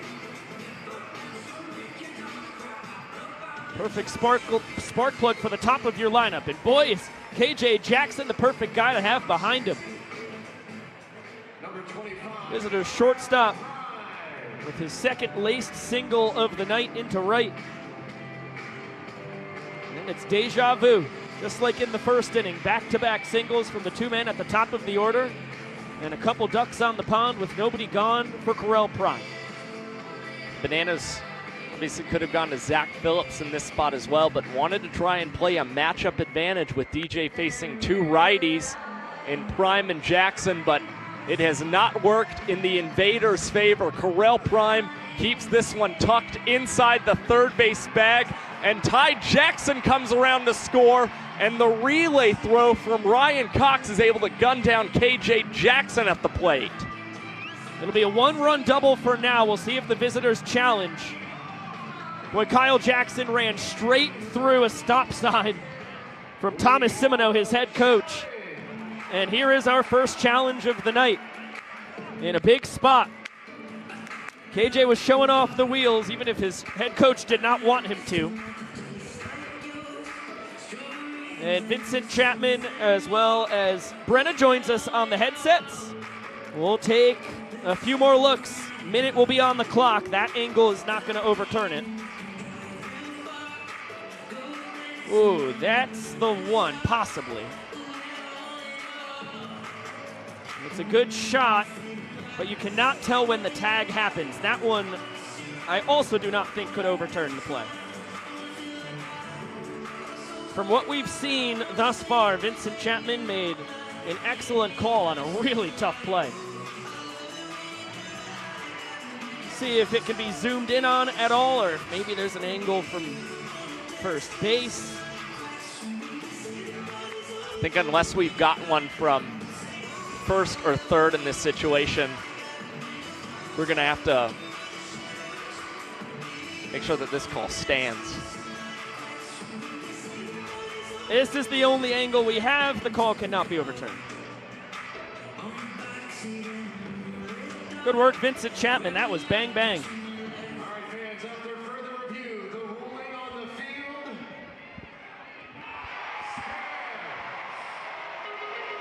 Tight at the dish. Number 12, Armando Pacetta. But it was a perfect throw to the relay man from Rack, a perfect relay from Cox to Leroy, and a nice quick swipe tag from the Nanners catcher to get a massive first out as Pacetta spanks that one back up the middle. Another stop sign. Prime, unlike Jackson, the play earlier, listens to his head coach. And there are visitors at the corners with one down.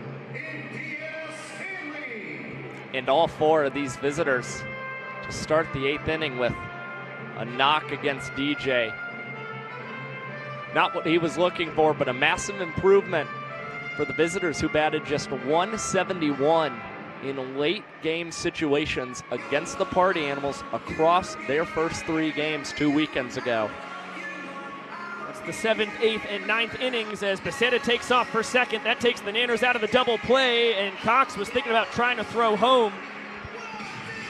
He ends up boofing it. It's going to be a fielder's choice and an RBI for Indiana Stanley, who grabs his 3rd stake of the night as Prime touches home safely. The merry-go-round continues as Travis Munoz shows off his switch hitting abilities. We'll see pitch number 2 from the right-handed batter's box. Gets that gnarly two-seam from the invader and cannot connect. Garastazu pinch runs for Stanley over at first. Wow! What a chuck from Leroy to second. Cox with the tag between the legs. And Pacetta caught being too aggressive on the bags. Another look.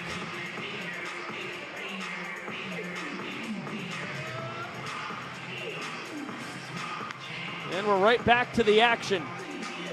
DR Meadows backflip catch. No! He lost it when he landed. Garastazu getting the wave around throw comes into second. It's going to be another run, the 3rd of the inning on the trick play missed from the Doctor. Only his 6th of the tour in 55 attempts.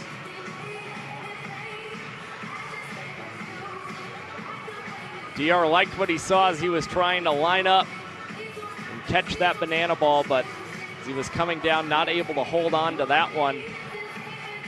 With the visitors already scoring 2 runs before that trick play missed. Doesn't sting as much if you're DR Meadows in center. Well, the visitors have run into their 2 outs on the inning as well. That was second ball that should have been an out on the inning. Of course, you have the E6 from Cox mixed in on the fielder's choice. Looked like he was going to go home with it and ended up losing control of the banana ball. Now Max Free steps in. 2 balls and 2 strikes. He's been aboard twice, a ball for a sprint and a hit by pitch. Pokes this one out to right center field. It is down. Munoz could walk in from second, big turn, and retreat back to first from Freese, who has himself an RBI single. It's a 4 spot here in the top of the 8th for the visitors.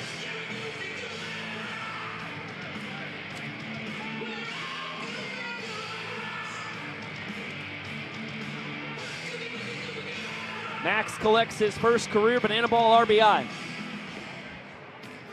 Cole Kitchen is the 8th visitor to swing it here in the 8th.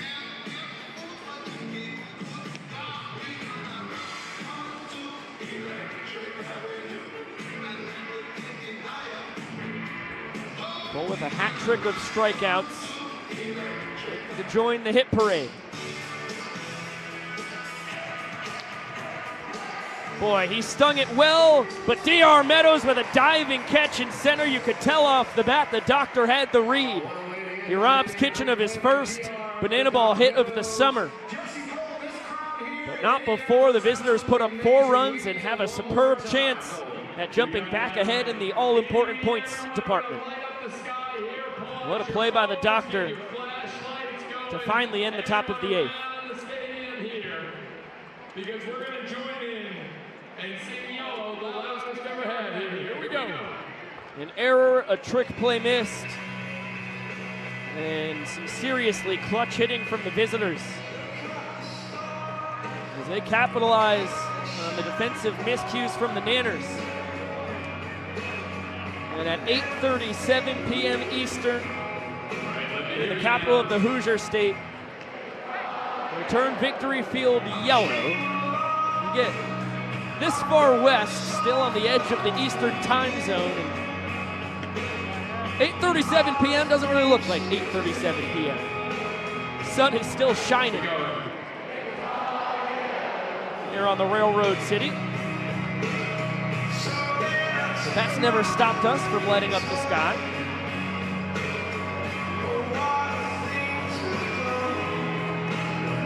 It's been a heck of a ball game thus far. Tied at 2 points each. Here we go. Visitors with an excellent chance after leading 1-0 after 1. A game that they have not led since that first inning to jump back ahead. Jesse Cole, visitors' first time on the road, over 15,000 fans. You gotta love it. We love you so much, Banana Nation. Now let's go, Bananas! Makes sense. I would feel the same way. In fact, I do feel the same way. Ben Dum III will take over on the mound for the visitors out of Elliotsburg, Pennsylvania. Another man who comes in with a robust baseball resume here to Banana Land. Played collegiately at Virginia Commonwealth University and then wound up starting in independent ball and had his contract purchased by the Minnesota Twins. Did not stick around in that organization, but was picked up by the Atlanta Braves organization and played for them up until 2023 when he was released by the Rome Braves. But across his 4 minor league seasons, Dum appeared in 91 games through 128 1/3 innings with a 3.72 earned run average, only allowing 40 walks and striking out 138 batters. And he's a sidearm pitcher, as you can see, and really fits the banana ball mold in terms of his mentality. His big goal every time he takes the mound is to try to get to 2 strikes against a batter in 3 pitches, and he's done that against EJ. And EJ, who caught Ben Dum III in spring training when they were both in the Twins organization back in the spring of 2019, wins the battle against his former buddy. Leadoff double here in the bottom of the 8th. I say former buddy. They're still fast friends. Former teammate is the better descriptor there. EJ 2 for 3. Continues his terrific 3rd Banana Ball World Tour, and Bill Leroy steps in.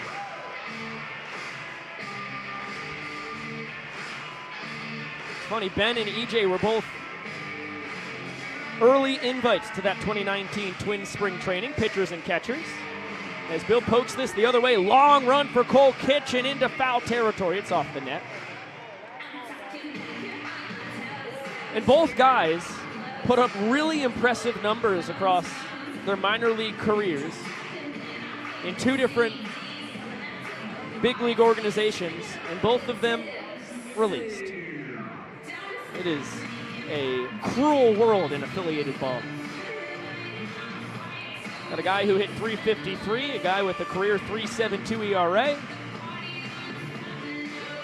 But with the shrinking of systems after 2020 and the slashing over ended up being 40 different minor league teams, ended up torn to bits. Just that much tougher to have a spot in minor league baseball. Full count here to Leroy. That one well struck to dead center. Armando Becerra has to turn his back to home, shows off the wheels and tracks it down. EJ will tag up to third easily. He was actually off the bag. That ball hit so deep by Bill that EJ had time to get back to second. Tag to third, was still in standing without a throw. That was an outstanding adjustment from Armando Becerra in center field. Was running in thinking he might have to be a part of a sprint defense situation for the visitors. Instead then found himself gunning towards that warning track to haul in what was a tremendous running catch, but the fact that he had to take that route did help EJ get up to third for the Bananas as Jackson Olsen behind in the count 0-2. This ball stroked deep out to right center field. Kitchen and Becerra converging. Mondo tracks it down.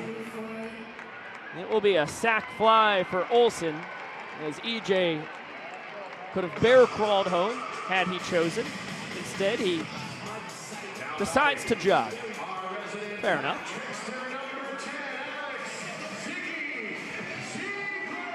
Olsen drives in his second run of the ball game. Dalton Malden hit his spot in the fifth and drove in a run himself. So the 8-hole has 3 stakes between Jackie and Dalton, and now Alex Ziegler gets his second plate appearance of the ball game. Earned a sprint to lead off the 6th. Now cues this one towards first. Correll Prime fields it between the legs and is going to tag out Ziggy. The Bananas score a run but fall 3 short of tying the inning. The visitors win it 4-1 and jump back ahead. They lead 3 points to 2 after 8. 2 points for the Savannah Bananas. But here is the thing about the game of Brett banana Prime ball. with his In the third trick final play inning, of his young banana ball every career. run counts for a point. Let's take a look That at means what it the means visitors can still to be do more entering damage, the and final trust me, inning. they are out to win this thing. Got plenty of time on the other clock. hand- There was over 17 minutes remaining as we entered the 9th. So you can throw the 2-hour time limit out the window, as Reginald Horton would tell you. Since we're entering the 9th, every run scored will count as a point. And if at the end of this inning it is tied, we'll go to tiebreaker showdowns. Easy enough. Makes sense. You have any questions, Josh? Not at all, and you see the Bananas bringing in Danny Hosley with every run counting for a point in the final inning. The Bananas do not want the visitors to get any kind of insurance before they come up in the bottom half. So Hosley trying to treat this as if it were a save situation. And the Bananas, we do know, will be trailing when they come up to bat. And with Ryan Cox's spot due up in the order, of course, he's in the 10-hole tonight to start the bottom of the 9th. That may very well be the spot where you see the Bananas go to their golden batter. Could be they elect to bat DR Meadows back-to-back times, or they could go to somebody like Dan Oberst or Robert Anthony Cruz to get the AB, hopefully get on, and then they have time to take a little bit of a breather before coming up and facing the closer for a second time.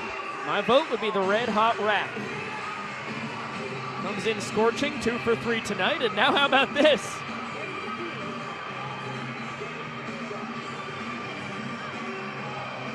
Danny Hosley with a little performance as Basio, DJ, Bill, Crosby, and Archer all join Haas on the bump. The mic was just for show. He tries to toss it to Brenna and sends it a mile over her head.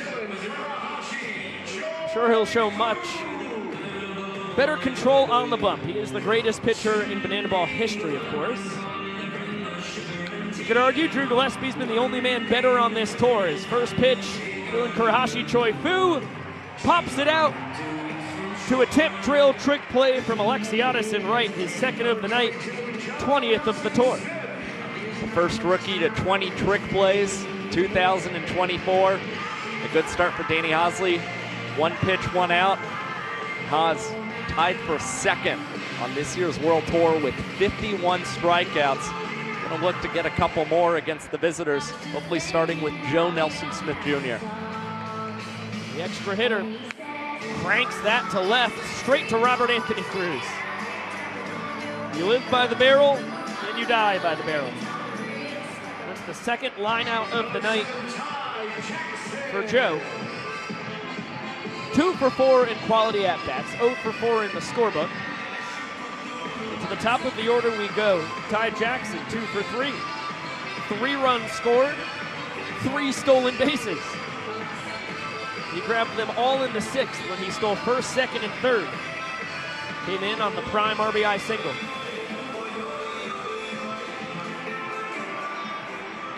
Ty gets a taste of the Vulcan changeup. Not a lot of movement on that one, but the change of speed's evident. As Hosley goes back to the off speed, drops in a 12-6 curveball, and is ahead 1-2.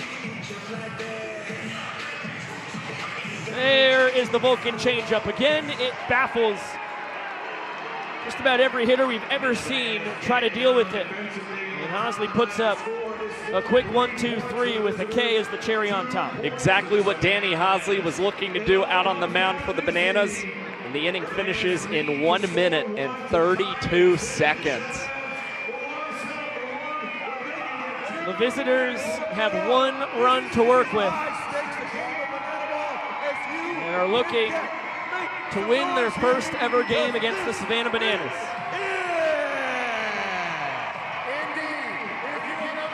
Look at the beautiful skyline outside of the outfield here at Victory Field. And back down into the madness.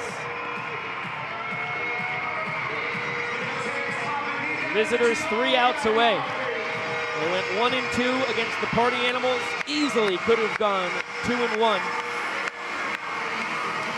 Trick plays missed. Truly ended up being their bugaboo in their first ever game played. That has not been the case tonight, as Reginald Horton and company fired up for the 9th, and Colin Stone will take over on the, no, it's gonna be Ben Dumb. Okay, terrific. Colin Stone was projected to be the closer,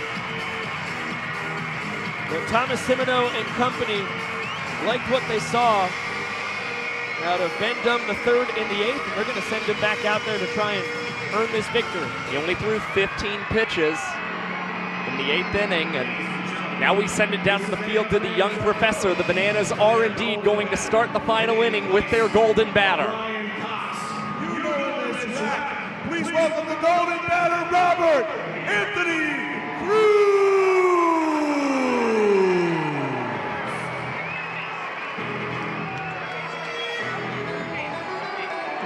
What a night for our status as Banana Ball Oracles. Robert Anthony Cruz is the golden batter. Tyler Gillum and Adam Byron, the same wavelength as us in the booth. We're at 2 for 3. And a battle between former minor leaguers here as that one is rocketed down. Again, the decision just makes so much sense. You get the matchup advantage, left-hander facing a righty. You also get Cruz, who's able to take a breather regardless of the outcome. He will get to bat a second time against Ben Dumb and know what he's going to be facing in the box. Rack is hitting right now and in the hole. And he goes down swinging. Dumb gets him with the off speed. Looks like the circle changed there. We'll see what kind of adjustments Rack can pick up as he's now on deck, and D.R. Meadows takes his spot at the dish. It's a 3-pitch mix. 4 seams about 88 to 90 from Dumb. Circle changeup that you saw right there. He says it's his second best pitch. Really, the fastball is his best. Works in a slider as well. As Caseta backtracking, pops it up in the air, grabs himself his 7th trick play in 4 games. And the visitors are an out away from the win.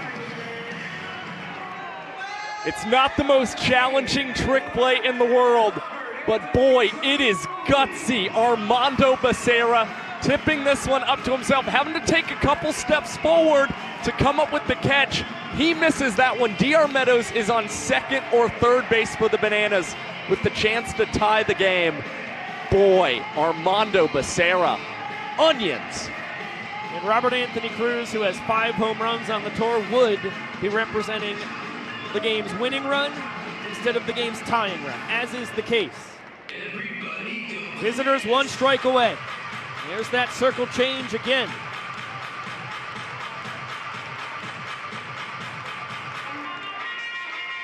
Grounder to second. Munoz over to first, and the Visitors hold on to win 3-2. What a gutsy victory as Banana Ball's developmental team claims night 1 in Indianapolis.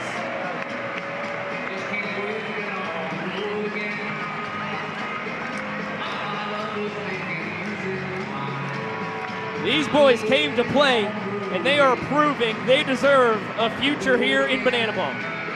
And it's all the things that they struggled with on the opening weekend against the Party Animals that they improved in tonight's contest against the Bananas, going for trick plays at opportune times, hitting better with runners in scoring position, and also being able to rally against what has been a very effective Bananas bullpen this season. They touch up Andy Archer and DJ the Invader, and now find themselves with a 500 record with tonight's win. Absolutely wonderful. After this, we're going to have the cast and the pep band playing out there and having some fun. But we like to finish every night with the final Stand By Me. So we're going to have all the players out here in a big circle. And we're going to ask you guys to get into this as well. If you're standing already, we'll put your arms around each other. You guys have been amazing. Come and bring it all together. For many years, a part of Banana Land. So everyone up, let's get our arms around each other. And all 15,000, we're going to finish and sing a little Stand By Me. So we're going to get a big circle here with the players.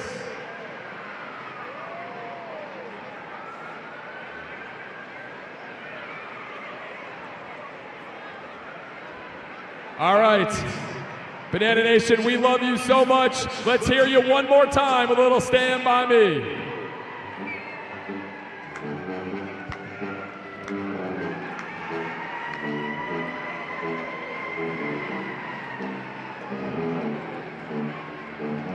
Now here we go.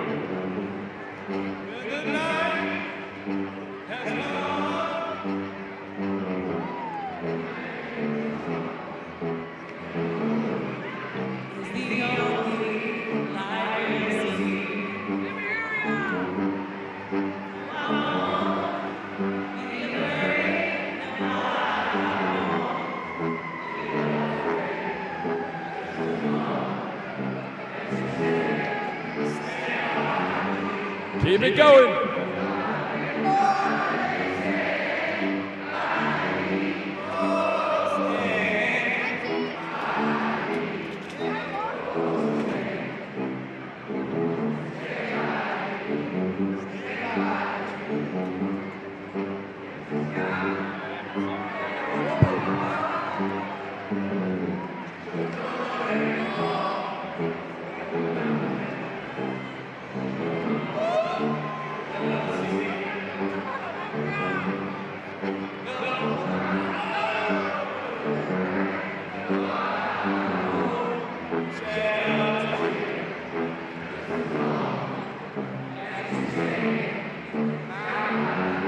Keep it going.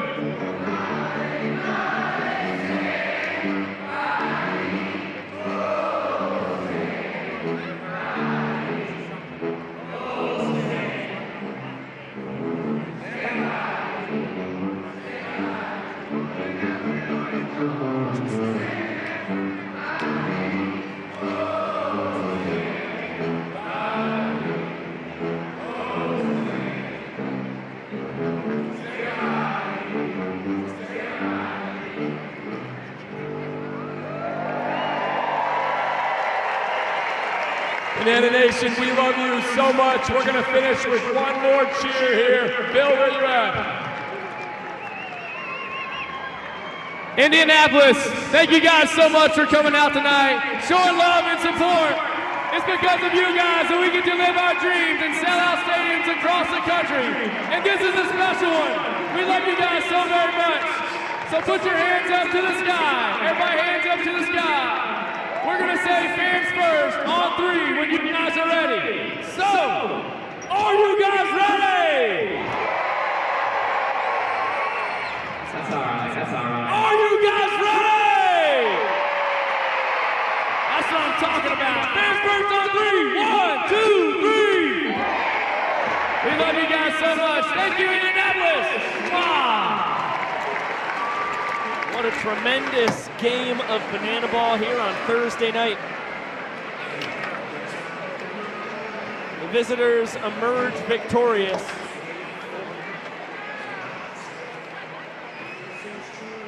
They come out on top 3-2. Beautiful moment with both teams, the cast and crew, all getting together for a little stand by me. And currently in Savannah, the firefighters went into the 9th inning up 3-1. They now lead 5-1. They have runners on the corners. Logan Lacey just banged the ball off the left field wall, pimped it, thought he had himself a home run, ends up being a log single. And Zach Blankenship with a huge strikeout of Parker Nolan. So it's, at best for the Party Animals, a 4-point deficit going into the bottom of the 9th inning. But it could be worse as Dakota McFadden steps in. The visitors victorious in Indianapolis. The firefighters on the precipice of a victory tonight in Savannah. What a riveting evening for our young sport. And what a big night it could be for banana ball. Not only seeing the visitors winning a game, but the firefighters as well.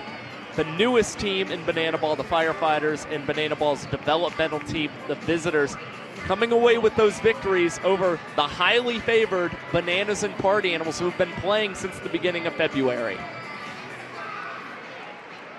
The visitors won the first inning. They lost the second. And then they lost the 5th. They were down 2-1, but rallied for 3 runs in the 6th inning, 4 runs in the 8th, and end up taking this 3-2. They outscored the Bananas 8-3 across the game, and this was a well-deserved victory for the visitors. I would definitely say so. I mean, a couple numbers that really stick out. The visitors, after their series against the Party Animals, batted just 4 for 23 with runners in scoring position. And tonight they wound up batting 5 for 11 with runners in scoring position, able to score early and often against this team. They're able to get the late game rally against Andy Archer and DJ the Invader. And you saw Ty Jackson, KJ Jackson, and Correll Prime, the top 3 guys in this visitors order. They combined for 7 of the team's 11 total hits in the ballgame and combined to score 4 runs as well. And welcome up into the booth. It's like we're about to share a scary story. Let's gather around the campfire, everybody. We're going to talk about this Bananas visitors game. I don't know if you folks noticed, but we took a little extra time to get up into the booth. We were trying to figure out what's going on with the lighting. Who could tell? I mean, we're just the people they put in front of the camera. But anyhow, the wonderful Nick Keldy has the brightest light you could ever possibly imagine. It's high beams times 10, just right at us. So we are here. Thank you for sticking with us. Pico Scala, Josh Talevsky, what a visitors win. Is there anything else that has to be said here, or should we actually go into spooky story mode? 12 trick plays, which was not spooky one bit. No, and that was cool. It was 6 from the Bananas and 6 from the visitors as well. And again, they really picked their right moments to pull off the trick plays, and it was really capped off by, again, the tip is not the most difficult trick play in the world, but Armando Becerra really had a lot of guts to try that in the 9th when he knew if he misses that one, it puts DR Meadows into scoring position. We saw the visitors miss on that very trick play 3 times last weekend. Armando was not a part of either of the 3. He's a perfect 7 for 7, but his teammates missed it 3 different times. So with the situation, as you said, with the speed of DR, with the guys 2 through 4 coming up, rack red hot, you have Oberst and Deeb waiting in the wings as well. That was a big moment to pull off a trick play like that. Okay, let's shout out the cast and crew that made this whole show possible. And give away a pair of shoes. Yes, correct. And are doing their best to shine some light on us here in a time of darkness in Indianapolis. Unlike outside, it's actually still bright outside, but surprisingly, it is pitch black in our broadcast booth. We will do our shoes first here. Our shoes going out courtesy of Zappos. Drum roll, please.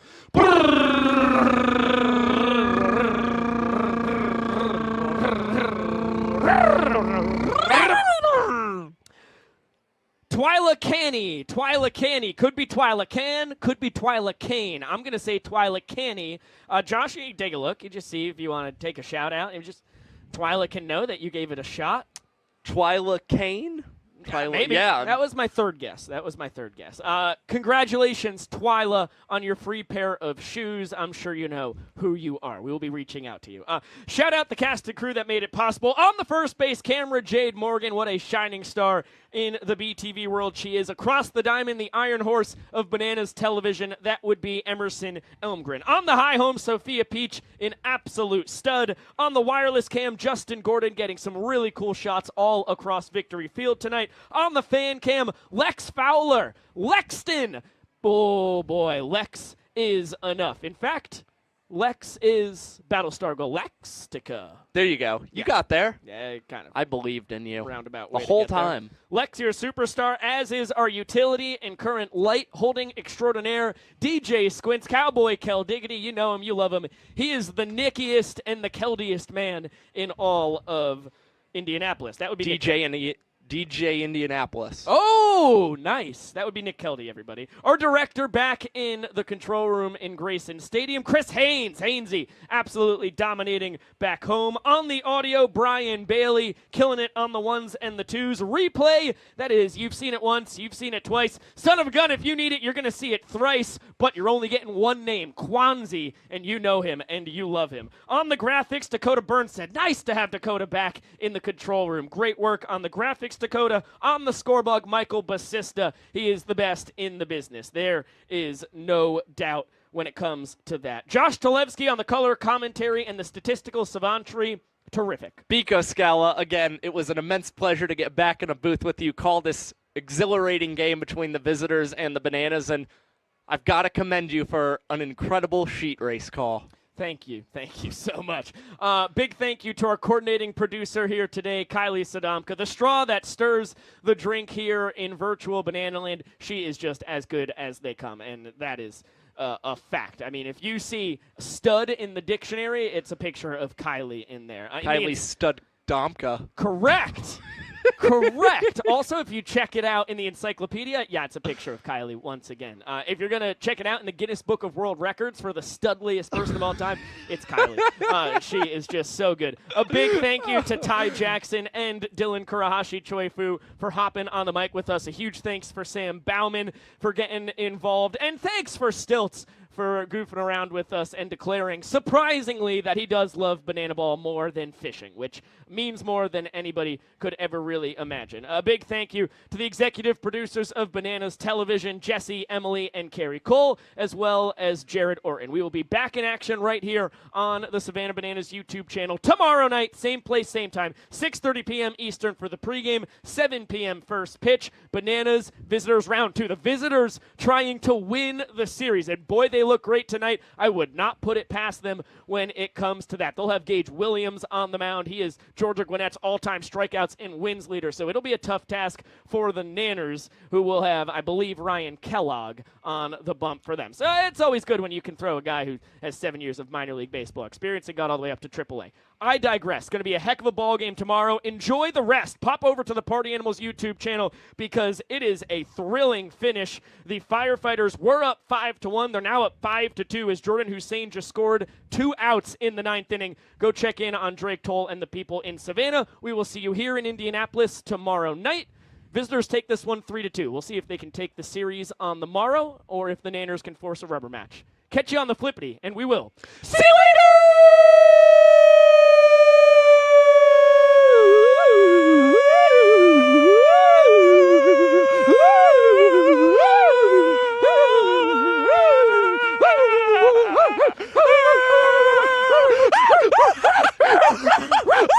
Spooky!